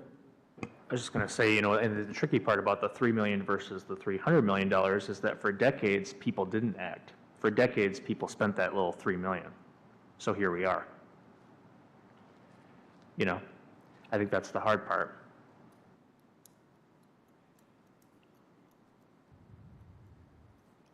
Commissioner Decker. Thank you, Mayor. This is for a question. Am I able to ask? Question for Director Baker. Hearing what Commissioner Hoffman says regarding the extension of the plan. Do you think that could be something to where you could extend it a few years and still be able to get everything done that you need, or is everything really based upon, I believe it was the Stanton report, was it? Stantec and a Foster Group report. Yeah, so I guess, can you speak to that a little bit? I mean, if this doesn't go through and we ask you to come back with something else, is that something where you would be able to work things around and expand it so it's not a complete 20% increase all at this time? So just kind of in response to those questions, and I think I'm hearing kind of at least 3 commissioners that have similar questions on this topic. I would say if you reference that Foster Group report that's in your packet, there's a table, and within that table, it shows you 2023, 2024, it goes out a number of years. And so when you look at, there's 2 tables, there's the 2021 recommendations and then the 2022 recommendations that we're in now. So if we just kind of flip to that, you'll see that there's the 20% increase that we're talking about today for fiscal year 2023, and then certainly within wastewater that has some carryback impacts into fiscal year 2022. But then there's those series of annual rate increases that are to the tune of 10% in wastewater and about 12% in water that just carry on into the future. So it's not one rate increase we're talking about. We're up here tonight talking about the one rate increase, but I want to be completely honest with the commission that we're looking at, as we do all this work, that's the rate package to support it. And so we talk, just to use a real quick analogy of, any project you're going to do, you identify what the project is, you commit, and then you pay for the project and see it through. So, I'm not going to say that we can't take a capital plan and restructure it to spread it out over the years. We can do that. We've done that before. When we do that, there will be impacts. And so right now we're working on, over the next 10 years, we're going to have all these streets around us that are all right now one-way streets. We're all changing back over to two-way streets. So we've got some very robust capital improvement plan that's going, down below the surface. And all these streets are also major water transmission corridors. So Kalamazoo Avenue, for example, we're upgrading the 24-inch main, 16-inch and 24-inch main on Kalamazoo Ave. That's just one example, but there's going to be a street where we say, okay, that's it. We don't have the money to do the main, just do the street. So there will be some impacts where if we're spreading the projects out, there's going to be something, there will be, I don't know what the project is right now, I don't know, where that is, that there will be impact. There's also, so yes, we can work on that. That's something we will work on. Just want to be honest that when we start spreading it out, you do 10 projects per year. If the limit's going to be 8 per year, there's going to be 2 projects that don't happen, and they just get pushed off. In terms of coordination, we've got pretty much all the projects right now, due to the timeline that they take to do them. We've got 2022 and 2023 and 2024 projects. They're all kind of wrapped together, and they all kind of stretch out. So for us to kind of go back, we don't want to pull the rug out from something that's already underway. We want to kind of look to the future. So if we went out, a lot of this work would be changing and reconfiguring what we would bring back to 2024. In terms of wastewater, there's some very real financial metrics that we have that we want to make sure we're accurately representing, and those are in the back pages of the Foster Group. So if you look towards those back tables in the Foster Group report, you see that we are at a negative position in wastewater. So just in simplistic, like checking account terms, that means we've overdrafted our checking account. And so I don't like to speak in like, I'm not going to limit what I say, so I got to be very careful, but it would not be my recommendation to continue to overdraft your checking account, I guess is what I'm attempting to say.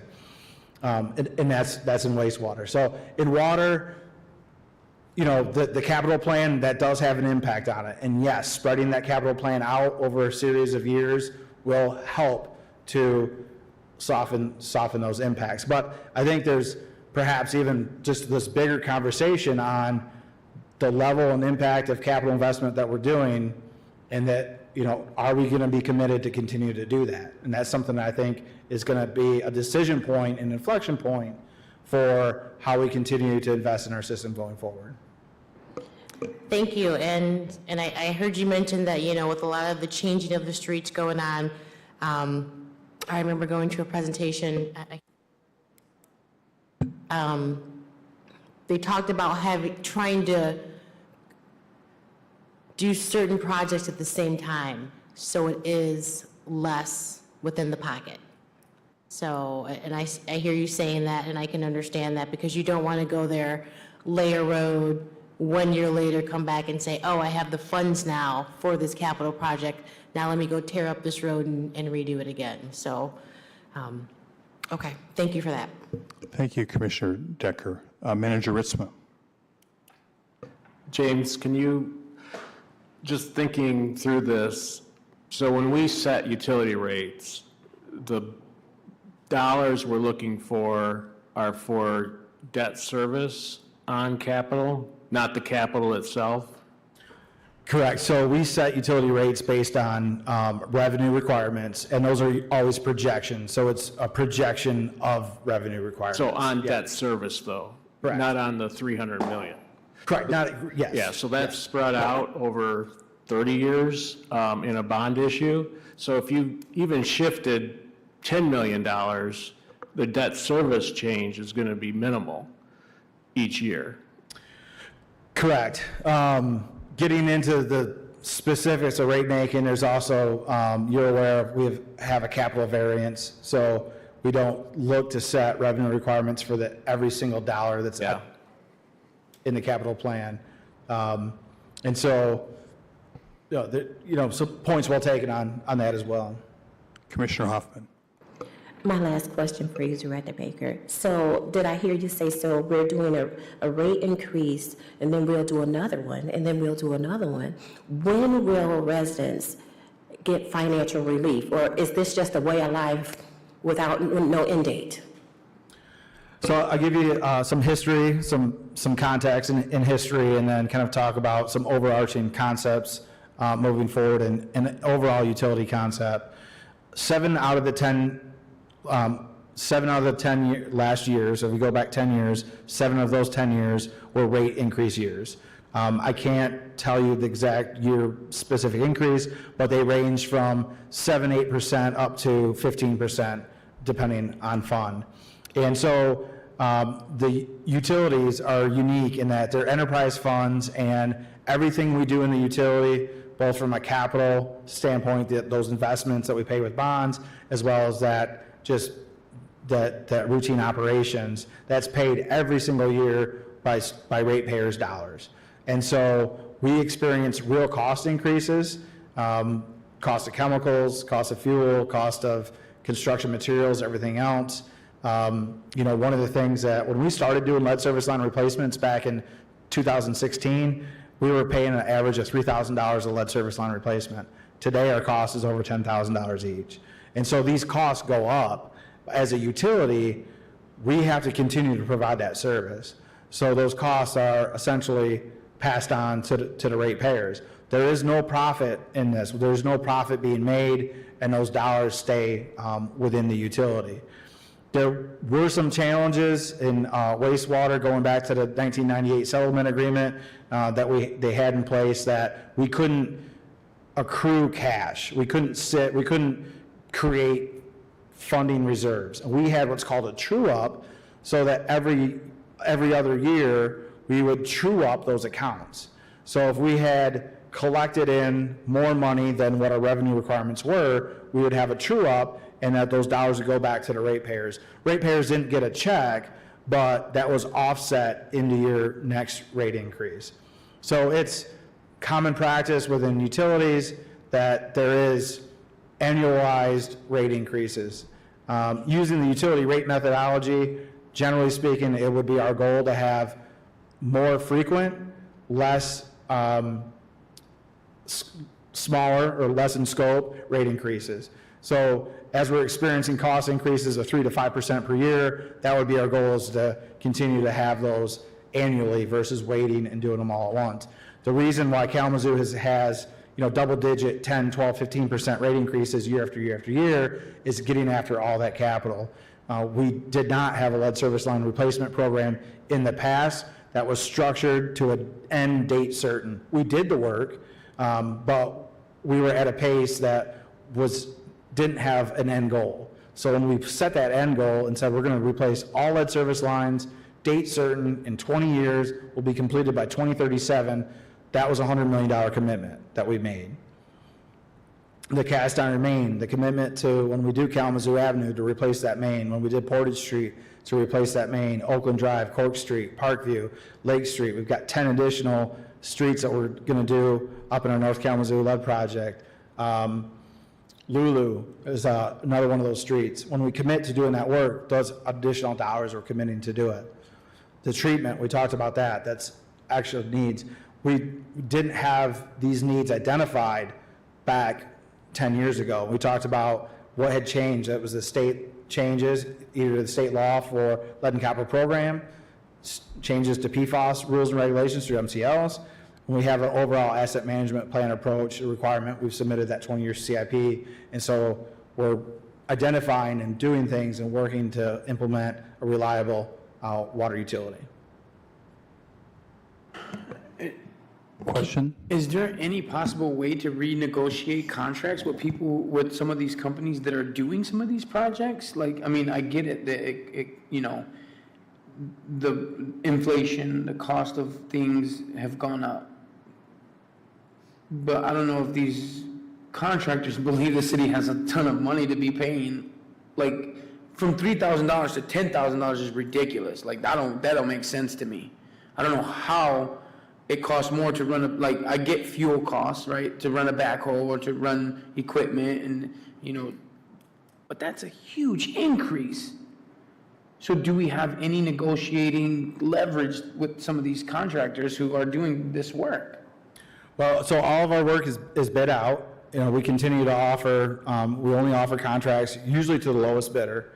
There have been some jobs, some contracts that have come back so off target, if you will, that we've rejected all bids. One of the things that we are working on with an engineering firm is to benchmark some of our costs on projects and to compare them regionally, to compare to other communities in West Michigan, water and wastewater projects, other communities in East Michigan, other communities in Central Michigan, other communities in Northern Michigan, to try to get after some of those questions that you've identified. To ask the question, is Kalamazoo paying too much for this? Why is Kalamazoo paying these costs for these items? But from what we see from, our bid tabs, they're tight bid tabs, so all the contractors are generally in line, is that these prices are typical for what we're seeing in the industry. Me and Don are gonna buy a backhoe, and we're gonna come out there and replace these lead pipes ourselves. And I don't wanna make fun of those who are serious, right? It is. It's just, oh my goodness. Don, we got a new job, Don. Vice Mayor Cooney? So I don't think there's a more important thing we can do than provide clean water to our people and wastewater treatment. And we got a 100-year-old system that you're telling us that if we don't invest now, it's going to break down more, and that's going to cost us more money. So I guess I'm just think too simply, but we got to do this. But at the same time, we have to do everything we can to ease the burden on the people that are going to have difficulty, great difficulty in paying this. So it seems to me that's the area we have to look at. What can we do to help people to pay these increase? But I don't see how we have an alternative to not invest in the system. Other questions for Director Baker?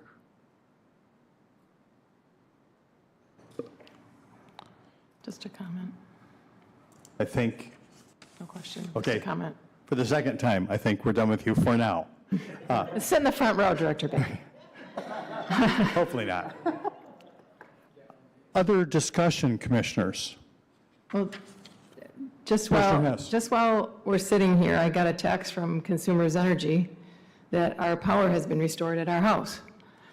Another utility, something else that goes up on an annual basis for us. And we're very aware of our energy use. They tell us what energy we're using and where it's being used most. Is it in gas? Is it in electric? And we look at it, and you can do things to your house that can help use less energy. I wonder if, I'm going to speak personally, I've taken water for granted. And I can take as long a shower as I want. I can do as many different loads of laundry as I want. And I just need to be more aware of my water use. And I know that the smart meters coming in the future will help households do that better, and be able to regulate water use and be aware of water use. We need gas, we need electric. We also need clean water and wastewater treatment. Vice Mayor Cooney. Maybe we have to ask some deeper questions. Why is it that people don't have money to pay for these things? Maybe we have to look at history. Maybe we have to look at how people ended up in this spot and what are the consequences of that for us. Maybe we have to look at something like reparations.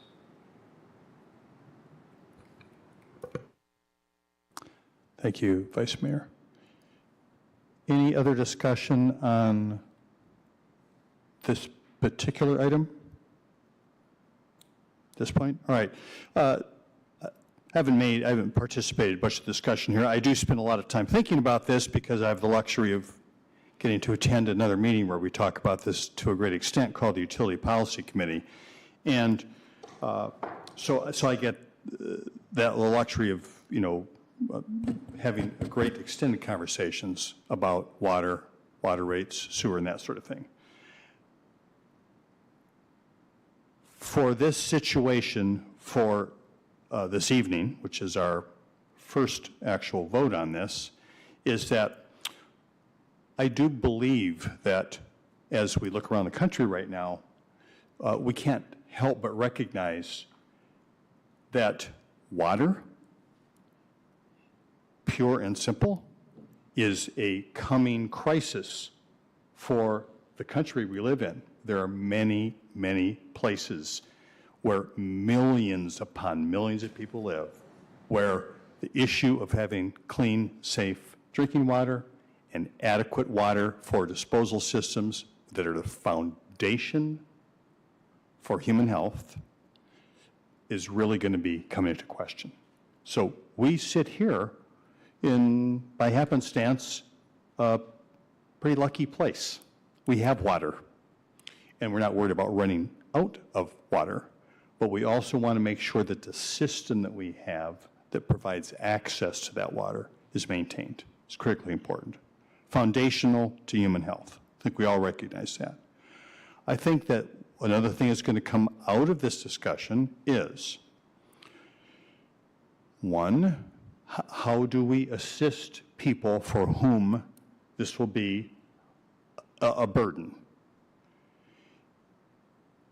while recognizing that perhaps we've undervalued water and taken it for granted.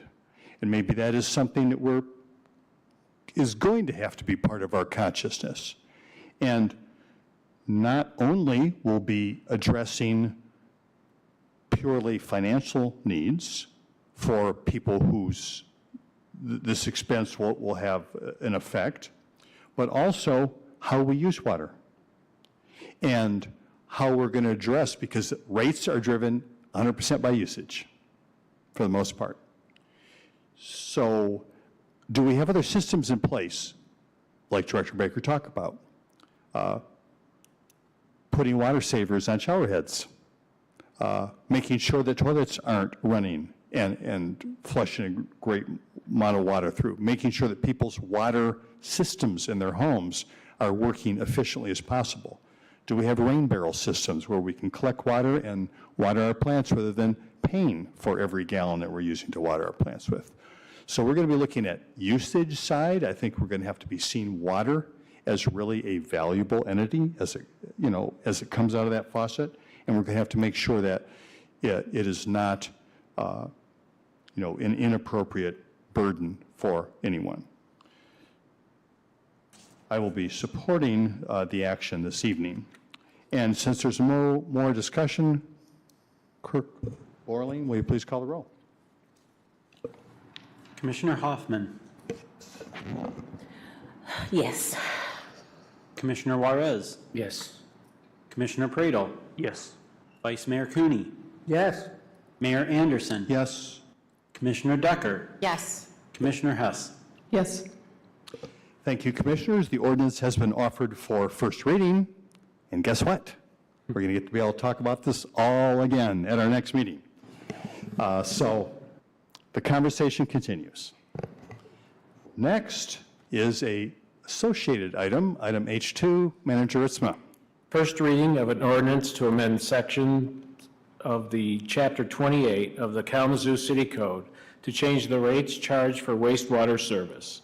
The ordinance amends Chapter 28 of the Kalamazoo Code of Ordinances to increase wastewater system revenues effective October 1, 2022. Thank you, Manager Ritzma. I'm not going to ask whether there's a staff report on this item. What? Why not? I'm just kidding. He's in the front row. You're funny, yes. A wise man. But I will ask, particular to this action, are there any questions for Director Baker? All right. See no questions. Is there anyone in the audience that would like to comment on this item? See no one. The recommended action is a motion to offer the ordinance for first reading. Is there a motion? So move. Motion made by Commissioner Juarez, Support. supported by Commissioner Decker. Discussion, Commissioners.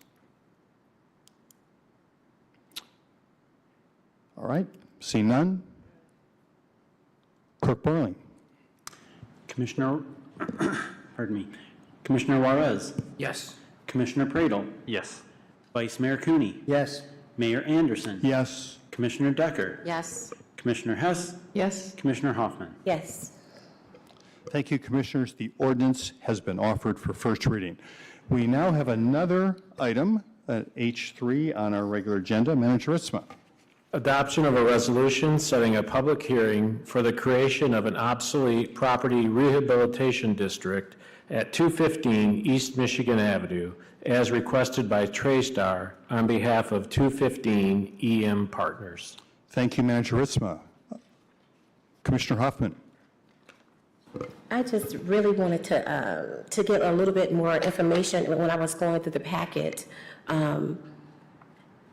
I understood parts of it, but would like to have more in-depth in layman's terms as to what this really means, to have this, especially when I read about the freezing of taxes for 12 years at the state level. How does that impact the city? Yeah, I had questions in reference to this because I had not seen this before ever. Manager Ritzma. Yeah, I would like to call forward our Community Planning Economic Development Team, Director Antonio Mitchell and Assistant City Manager Rebecca Kick. First, just before we get started here, is this the first time you have visited us with your new titles? All right.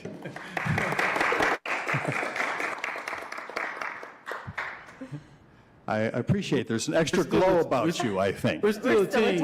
We're still a team. Still partners in crime all day. right. So, thank you for allowing us to talk about this a little bit. It's also our first time that we have actually ever considered using the Obsolete Property Rehabilitation Act. And something that we discussed with our development team is that one of the big priorities for the downtown recruitment of businesses and attraction of new businesses, and it's not something that we have a lot of tools to do. And especially with some of our older buildings, and this particular building has been vacant for over a decade.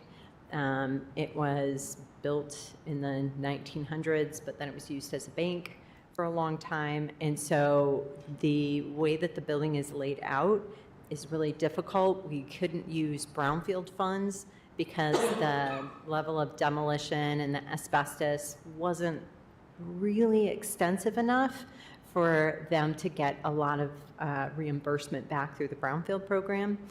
We have limited funds in our business development fund, for facades and a little bit of white boxing, but nothing compared to, getting an elevator, revamping a mechanical system, so that we could actually change the use from a bank to a restaurant. Pretty big difference. So the freezing of the taxes, I'm going to do my best to try and explain this because not exactly my expertise. Taxes is so that when the building is assessed prior to improvements, we're going to lock in the taxes at that time. And then, so they will still pay some amount of tax, but it won't be on the improvements. Yes. So, so that way, when they are making the improvements in the building, they're spending a little less. So this is kind of where we're giving a little bit of that give and take. I would just like to ask a follow-up question. Mm-hmm. So this particular opportunity as a way to assist with those improvements is to directly pay for specifically identified improvements, correct? Just as Yeah. any TIF district, which is what this is creating like a one-building TIF district, like we do with Brownfield. Very exact same method as if we had money and doing a DDA, we could do it, or the Brownfield. This is an opportunity we haven't used in Kalamazoo, which creates that single-site TIF district. I guess would, in a way, it's the absolute TIF district. Do you want to talk that? Yeah, my Director turn. Richard? So pretty much what you're doing is we avoid this because you're pretty much creating really a tax abatement for commercial development. In this case, we have a industrial tax abatement coming for, in this case, in the near future, Zoetis for their big expansion that they're doing out by the airport. We decided to use this tool because, as everyone knows, we just came out of COVID. Everyone also knows that we have a good number of vacant properties in our downtown area. And one thing we're going to do, and we'll be coming back to the commission with a better policy procedure for this, that will focus pretty much on restaurant and entertainment development. It won't be open to any type of tax abatement for any development downtown. So we want to narrow that focus and use it as a tool because we didn't have any tools. As you know, as we got involved with downtown a little bit more, we found out that incentives were lacking to assist us with recruiting and enhancing business development in downtown. So we want to put together this tool. We got our social district tool. We got all these other things that we need to, quote unquote, identify and bring to the table for the commission to look at.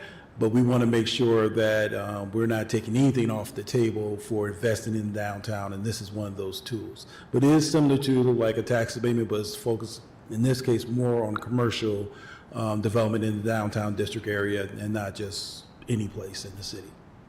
Right, appreciate it. Commissioner Bradel. Yeah, sort of along those lines. So I saw it was like a $4.2 million project. It's an expensive project. It's largely really expensive because there's a lot to do to make it what it wants to become. Right. My understanding, this would be a pretty big anchor type location, destination that would potentially draw other things around it and that sort of thing. But effectively, if you don't have these kind of incentives, that's just going to sit vacant for another 10 years because it's so expensive to get up to what it needs to be to make it something, correct? Correct. And that's our fear for a number of properties in our downtown area.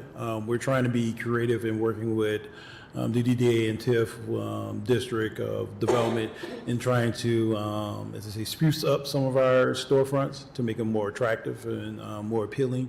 But you still have to have something, as I say, in your back pocket to allure the right type of development, in particular the development we want to see in downtown.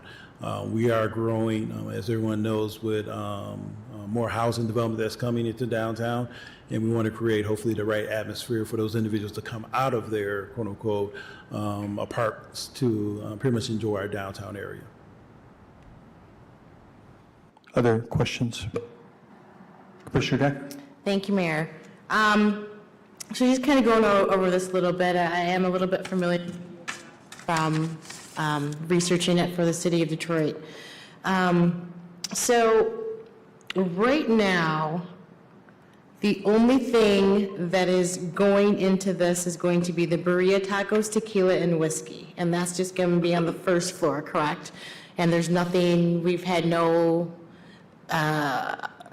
Hollander is the developer. They have no interest right now in what they're going to do. I'm sorry, TraStar. TraStar has no ideas of what they're going to do with the second part of the building, or do they? Or the second floor, because it's 2 stories, correct? Correct. Yep, no, the second floor is going to be another part of kind of the entertainment or banquet space that's going to complement the Barrio Tacos below. Okay. So I'm also looking on here, so they're looking for the state to freeze these taxes for 12 years. Does it also freeze the taxes for 12 years for the city of Kalamazoo? If you said that, I apologize. I just want to verify. So they're going to get 12 years of state freezing of taxes, 12 years of taxes frozen from the state, and then and those same 12 years would be for the city, correct? Is that what I just want to make sure I'm understanding it correctly. So we'll make sure, so the first step in this process is we're going to create the district that allows them to apply for that state. Okay. To get those taxes frozen. So there's still a couple steps for us to do. The next step for this is the public hearing, which will be on the 19th, where we will have the financial information detailed, which will show you which millages and how the city's taxes, like what would our, basically, what does it look like? What would we lose? Or, you know, what taxes are we saying we're kind of, it's our in-kind to this project?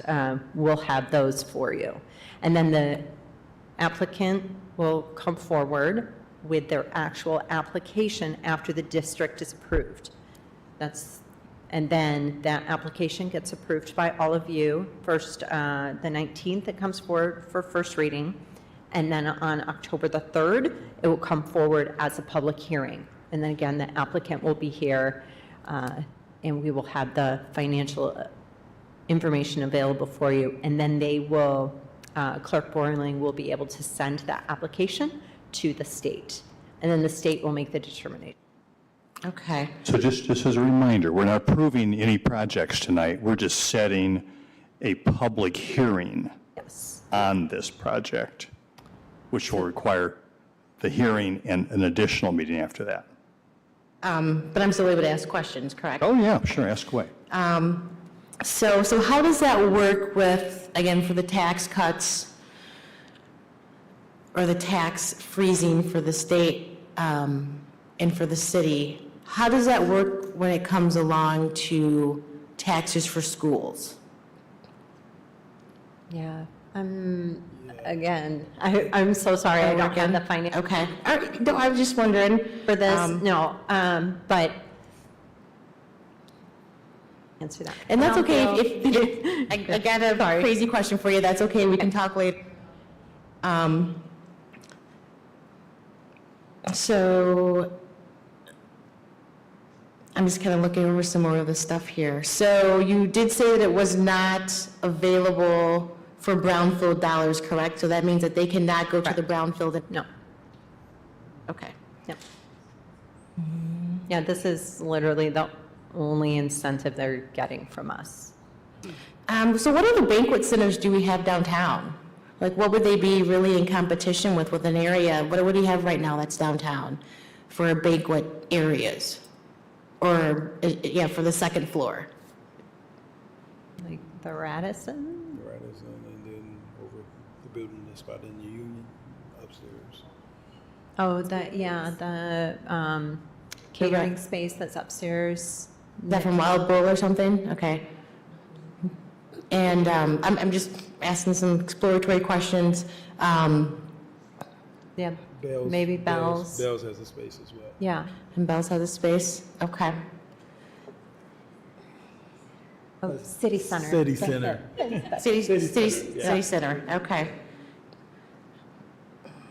May I make a suggestion? It might be helpful we'll have an opportunity to think about, a comprehensive list of questions, and we could get them to staff in advance of the meeting so that they will have already looked for the answers at that time. So it might be more effective to say, hey, here's the things I'm thinking about, here's my questions, and then let them be prepared and come back and know what kinds of things you're going to be asking. Yeah, I kind of caught you off guard, didn't I? A little bit. That's okay. I'm inquisitive. I like to ask questions and know certain things. And I appreciate you answering the questions honestly and truthfully, so thank you for that.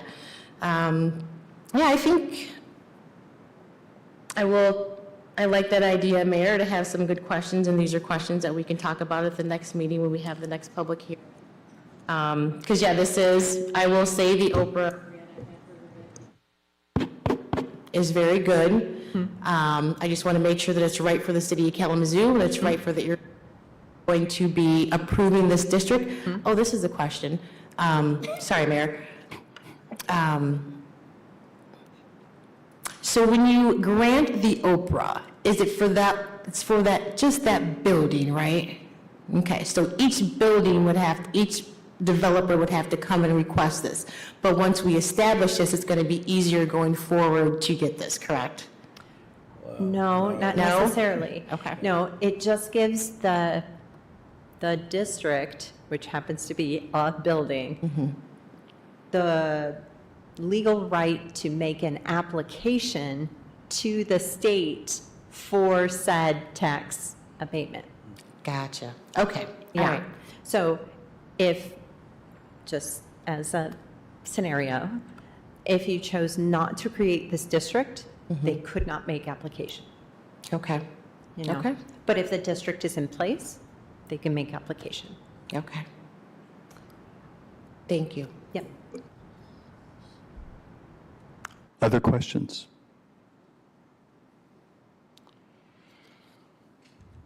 All right, I think we're set. Thank you so much.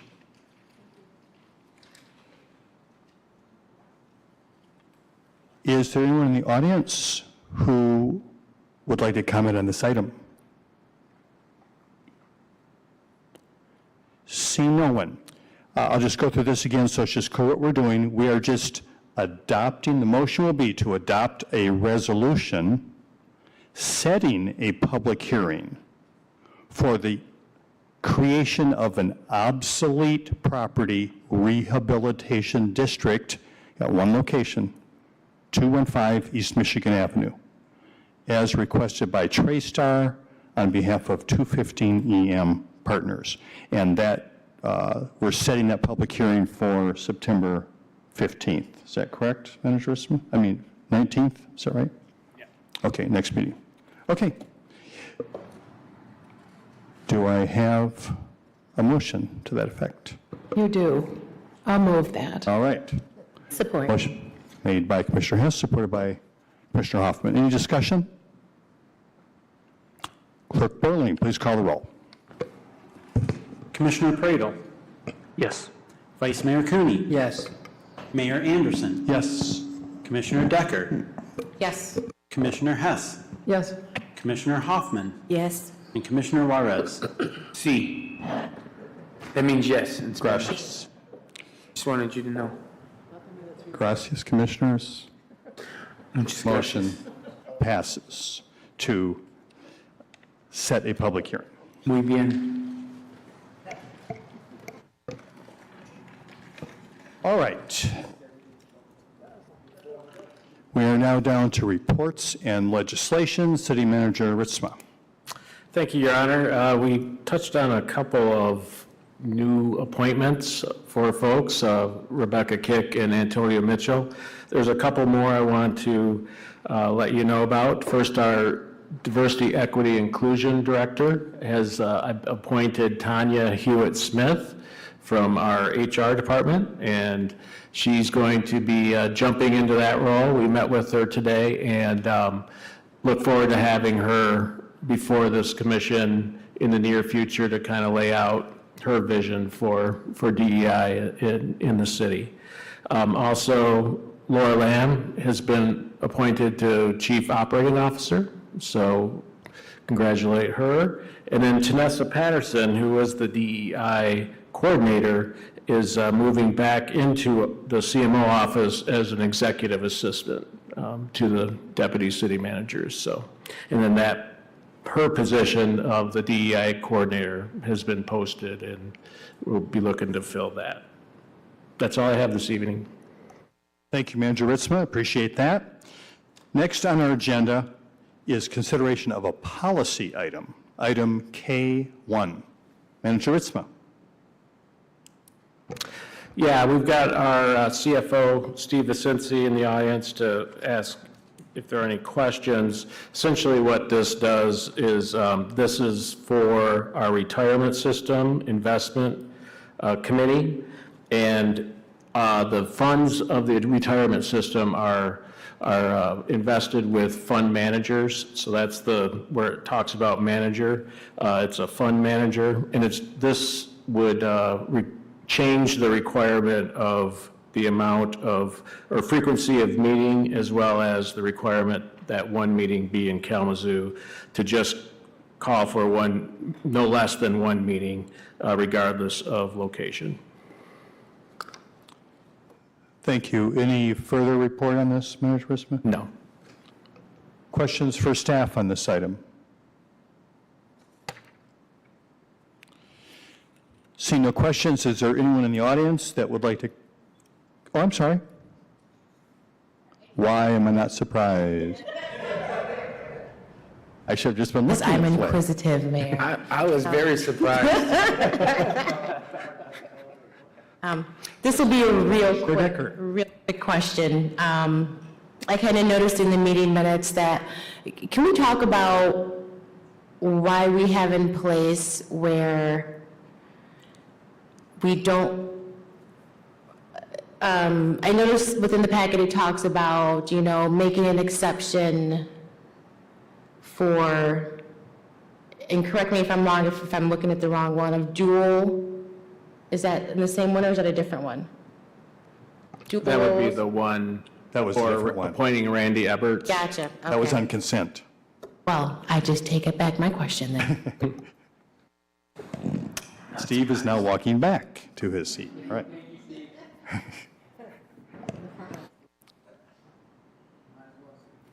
All right, well, any other questions? See none? I got a question. I know it's late. Yes. Are we good? Commissioner Morales, do you have a question? Okay, thank you. Is there anyone here in the chambers who would like to make some comments on this particular item? See no one. The recommended action is a motion to offer the ordinance for first reading again here. So this will come back again. Is there a motion? So moved. Thank you, Commissioner Decker. Second. Is there support? Commissioner Juarez. Support. Thank you so much. Any other discussion? Seeing none, Clerk Borling, please call the roll. Vice Mayor Cooney. Yes. Mayor Anderson. Yes. Commissioner Decker. Yes. Commissioner Hess. Yes. Commissioner Hoffman. Yes. Commissioner Juarez. C. Commissioner Pradel. Yes. Thank you, Commissioners. The policy amendment has been approved. Now we are down to item L, new business. I wrote in vacant houses. Commissioner Decker. Actually, Mayor and City Attorney, I don't know if this is possible, but I'm thinking that maybe we can postpone this, seeing the lateness of the hour. And I would be more than happy to, if we could, make this a spot on our agenda for our next meeting on September 16th. Is that allowed, or do I need to rescind? It's up to the, I guess the chair wishes to do that. And obviously, you asked the agenda to be Is the changed. mic on? Need to hear that legal? You asked for the agenda to reflect that. Now Yes. you're saying there's, due to the lateness of the hour, you just soon postpone it. If there's a general consensus that that be done, then and there's no objection to that, then we can do that. I don't object to that at all. All right. Yeah, I would like to have it rescinded for the evening. Okay. I don't think there's going to be a problem with that. Thank you, Commissioner. Manager? Clarify the previous action around amending the policy for the retirement system. That was an action to amend, so it doesn't require another reading. So it's a one-time Okay, sorry thing. about that. Thank you. Yeah. I expected to hear from Attorney Robinson on that. Thank you for stepping in and backing up. My mistake? We're done with that one then. We won't get to discuss it again. All right, then we are now down to commissioner comments. Anyone would like to start off this evening? Commissioner Hoffman. Thank you, Mayor. So today was a pretty heavy meeting session today with a lot of varying issues coming up. And so one of the questions that was asked by someone in the audience was, what are we going to do to support DEI? What are we going to do to support different things that are happening? I've asked that we have some representation from City Commission to work with the DEI department, and I'm not sure if that will happen. I do believe that this is something that we cannot let go of as a commission. It continues to come up, and hopefully we have a chance to really get some deep work done. I also wanted to talk about, the pictures that Mr. Bell sent to us, and shocking and not shocking. What we see happening in downtown Kalamazoo is happening all over the city. And what we have is an issue with homelessness, with mental health, with our ability not to prioritize affordable permanent supportive housing, and for us not to be able to really support our housing or our unhoused population in a way that makes them a priority. I want to see that changed. And that is something that we can do something about. Good stuff that was said today. 1,500 participants that worked with the youth that went through with 68 employers, and children or young adults made $1.5 million. That's huge. Those dollars, you all knew they went back to Foot Locker out in Portage and brought that money back to the community. So it's being recycled. So there are some really bleak things happening within our community, and yet there are so many beautiful things happening at the same time. So I would like to see us focus more on what we can do and not what we haven't been doing. We have an opportunity to step up in so many ways to improve the quality of life for some of our most vulnerable and marginalized residents within our community. And I want us as a commission to really start looking inward to deal with what we know is happening, and that's the inequity within this institution. So I'm looking forward to continue doing the work. And I'm still learning and enjoying, even though today was heavy. I'm going to stay in it. I will not leave the table, Dr. Charlotte. I will come back.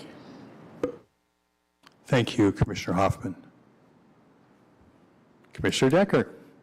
Thank you, Mayor. Yes, I agree with Commissioner Hoffman. There is a lot of conversation around a lot of things today. I definitely want to speak up again what Mr. Bell had said in the pictures that were shared with the commission. And just some of the input from the community. I mean, I do events downtown too, and I've always wondered, why is there no water in a water fountain? And maybe it was said somewhere and I missed that, but I really think that we should look into getting that water turned on downtown, because when I do events down there, you'd be surprised at how many people go up to a water fountain and there's no water. As we say, that is a basic necessity. If we can't make it a basic necessity for our houses in the downtown area, we need to look into turning that water back on in the downtown area and within the city. I definitely think that, first of all, I want to commend City Manager Ritzema for putting together a committee that is addressing what's going on downtown.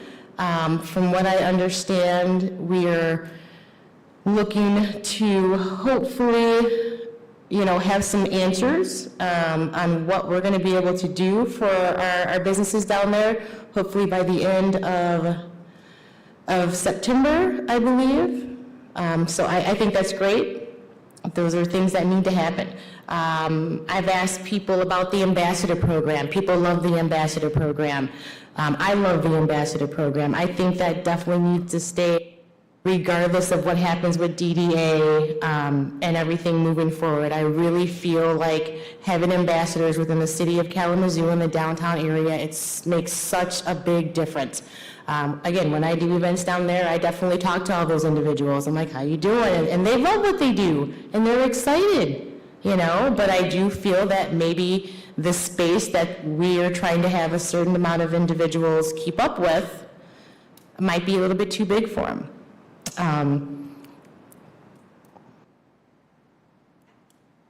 CPED. I want to definitely uplift that department, because they will have a lot more to do going forward as it relates to things in the downtown area. Hopefully we'll be able to get you guys some support with the parting of your great director, Mr. Kick, or Director Kick, as she is moving on up. But I have a feeling that Antonio, or Director Antonio, will definitely step in and fill those shoes.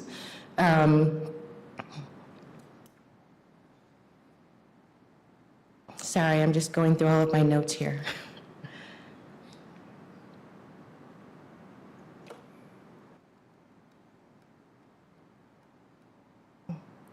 Kalamazoo is on its way to continuing to be in a great city.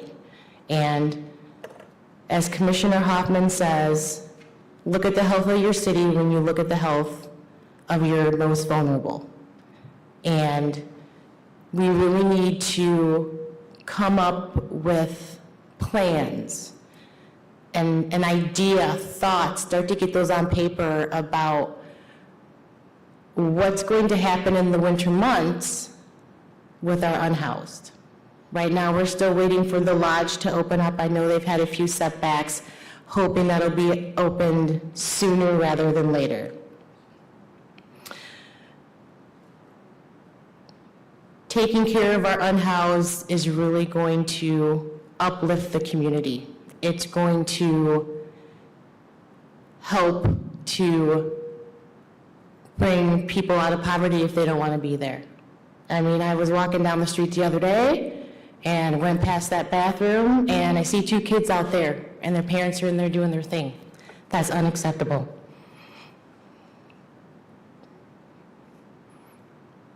We're talking about grants for buildings that we want to put restaurants in, and we can't even get a building for our houseless. Thank you. Thank you, Commissioner Decker.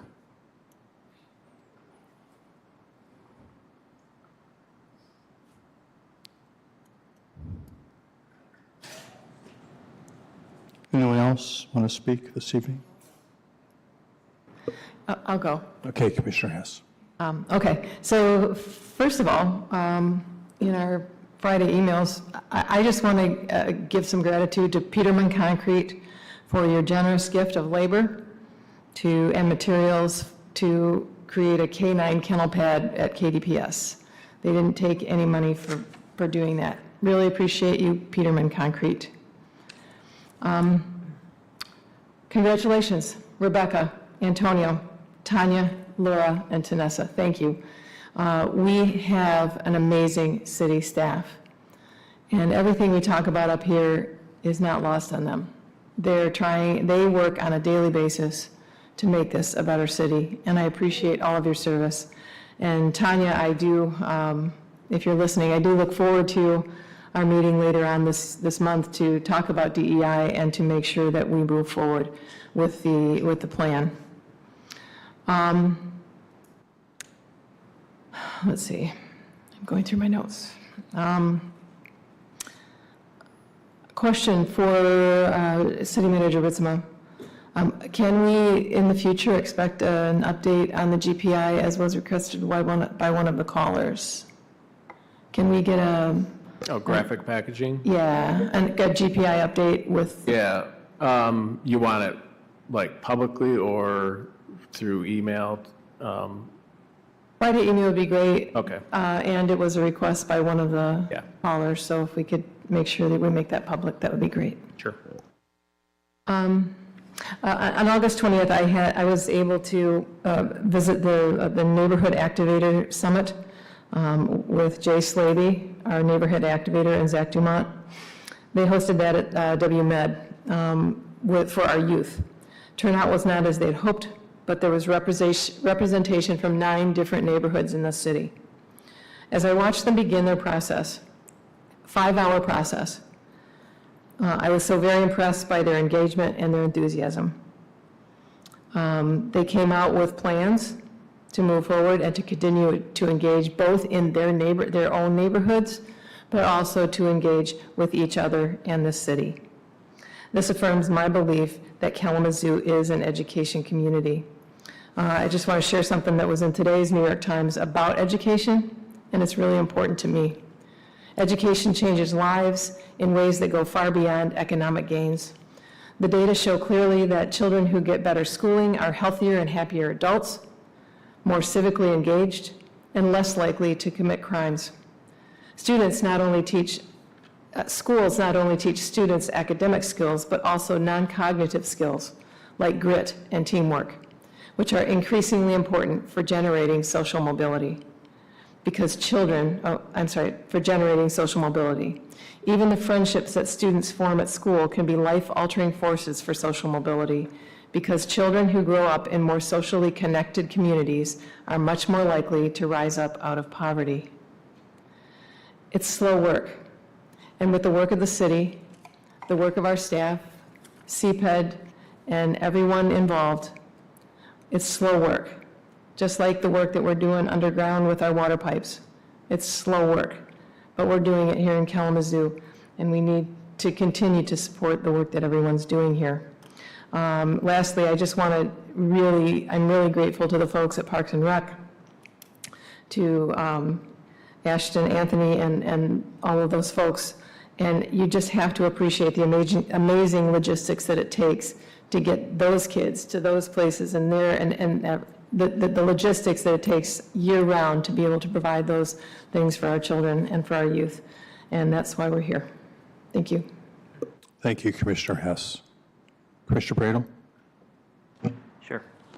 So I want to start off by first wishing our very own Commissioner Juarez a happy belated birthday. He had a birthday this last weekend, got to go to the Big House for their home opening game this weekend, but didn't want to be remiss not to give you a shout out tonight. Wish you a happy birthday. It's a pleasure to be your neighbor up here every meeting.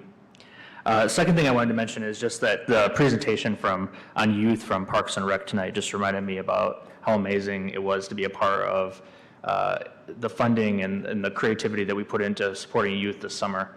And I want to start right now for next summer. I mean, figuring out how we, seeing what kind of outcomes we had this year, but also just figuring out a way to continue to push the gas on that work for next summer and beyond. I know there's some part 2 for this fall and whatnot, but I think that's incredibly important. Just really appreciate the passion of the commenters. I know it was very heavy topics tonight, and it really probably one of the most wide range of comments we've heard in a while in one meeting. But it really reminds me of how blessed we are. We live in a community where people want to stay at the end of a meeting that ends at 11 o'clock, and how many people are passionate about so many issues and care about things. And it just reminded me, one of the things that I appreciate the city manager's office has started to do is they send us a PDF attachment, or I'm sorry, the clerk does, sends us a PDF attachment of everybody who spoke at each meeting now. We didn't get that in the past, so it's kind of helpful log for us to track, who spoke. So we get that after the meeting, which is nice, because before I would just be trying to scribble down notes as quickly as possible and try to remember people's names.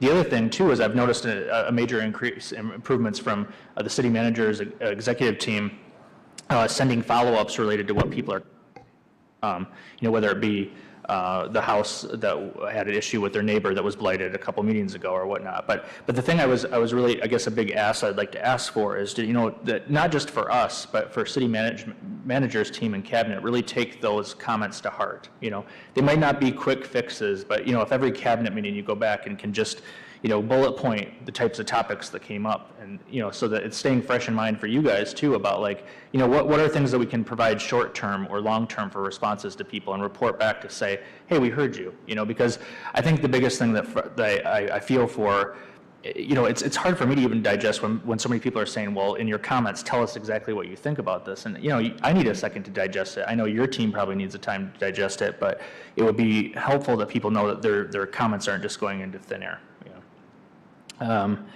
And then, I also just say, we don't take this stuff lightly. If somebody doesn't take every single one of the things that people came up to talk about, if they take it lightly, they shouldn't be up here. I know for me personally, I'm just speaking for myself, I think about this stuff all the time, whether it be the houseless population or anti-racism work or, traffic infrastructure. I love this stuff, and it gets me fired up when I'm in meetings like this, because it matters to our community. And then, just lastly, just kind of go off of the topics about the utility rate increases. Really what it comes down to me is just a couple simple things, right? It's like we either just pay for the proactive and things that are going to last, or we just pay for the Band-Aid things down the road, because ultimately they're probably going to end up costing about the same thing. It's like, okay, I'm going to pay for a long water line, and it might cost something, but how much is it going to cost to patch that 10 years from now? Probably about the same. And the other thing too is that when you think about things like, bond rates, those are going to go up. If we wait, it's going to be more expensive to borrow the money 5 years from now. So you can do less, and you're getting less work for it done as well. And also, I think to myself, because in my daytime job, my team gets the luxury of going to some of the lowest income homes in our community. Like I do that on a daily basis, like multiple times a day. And like, I see the economic toll it takes on people when things happen that are catastrophic. Like, I see what happens when a sewage backup happens. Like, people sit on that for like 4 weeks before they call us because they don't have the $165 to do a drain clean. And I see all their possessions being carted out because all that damage that happened. So, there are costs that are incurred to low-income individuals because of inaction. And, and even just you think about like people, like the appliances, like people's appliances aren't going to last as long if there's, poor water quality that's going through those appliances. Like, things cost more money in the long run for us if we're not proactive about it. So anyways, that's all I have. Appreciate everybody. Thank you, Commissioner Prado. Commissioner Juarez. Yes. I just wanted to apologize about my tardiness. I have other obligations on Tuesday night, especially with my family that I have to be at. And it's super important for me to be there. And so, forgive my tardiness. A lot of things, I was watching on YouTube, the channel, right? All the comments and people coming up and all the things they were saying and stuff. And,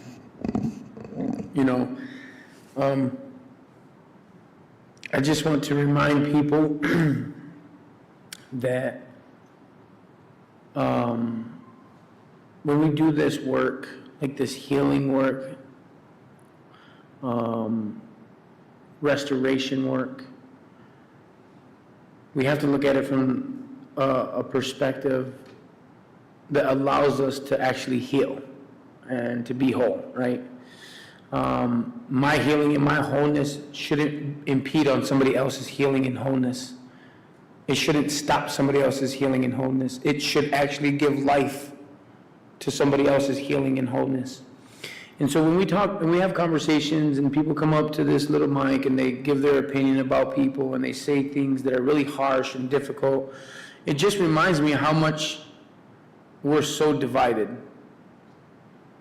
We all are all passionate about certain things that affect us, but I was in this session, the seminar, with Tim Tarantine, and he was doing a session on mindset. And he said mindset drives behavior. The way we think drives what we do. And behavior drives results. So when we think a certain way, we act a certain way, that's going to create a result. If I think with hatred, right, that's going to be a result of hatred. If I think and have a mindset of restoration and peace and love and compassion, then that's going to be my behavior. It's how I'm going to act, right?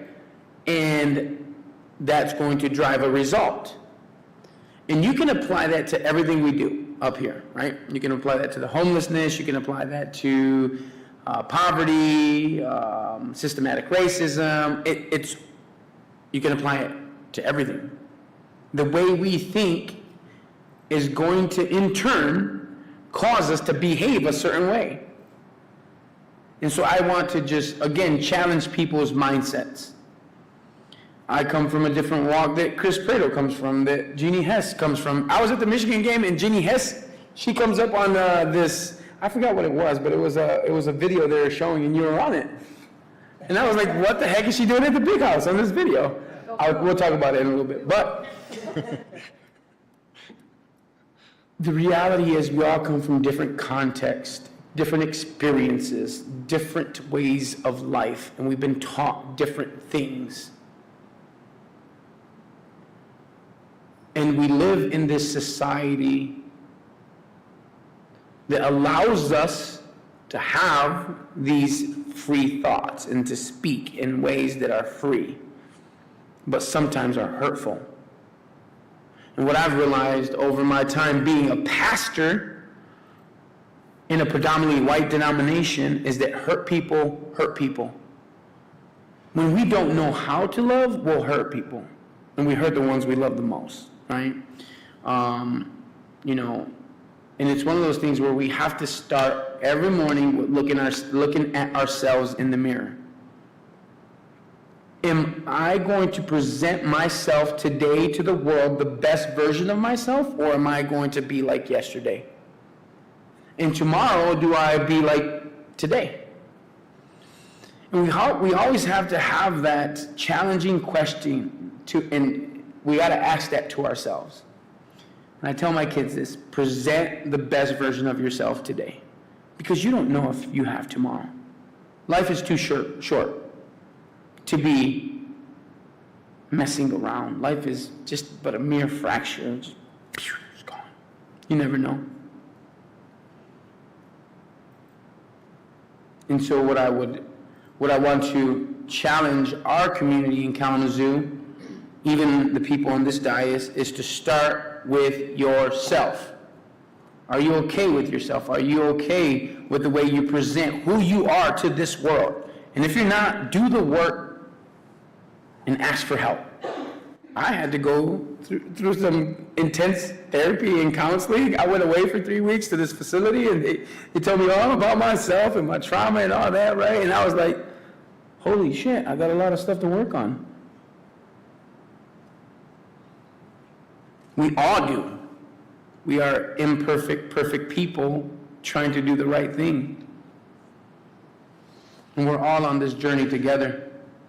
And I will always go back. We need each other. More than what we think. We need each other. More than what we know. So, tomorrow when you wake up, start with yourself.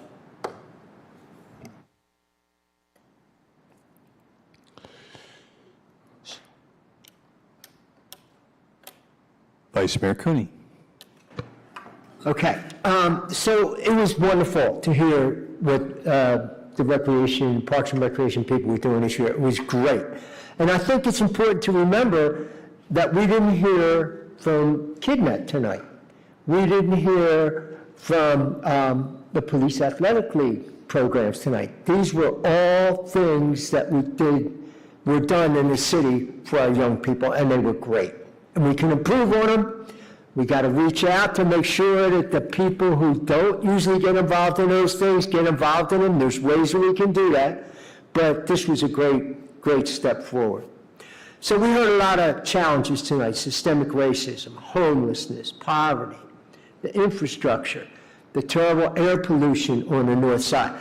These are challenges, terrible challenges, but there are also opportunities, and that's why we're up here. That's why we volunteered for this job, because we want to embrace these challenges. We want to make a difference, and that's our commitment, and I believe that this commission can embrace these challenges and really set a model for the country. Thank you, Vice Mayor. Well, I think I often say at this point in the evening that it's interesting to sit with this group of people and really across the things that everyone said, have everything said that needs to be said. And I often say that, and then I go on and say things. So tonight, I'm not going to do that. I'm just going to say I appreciate serving with you.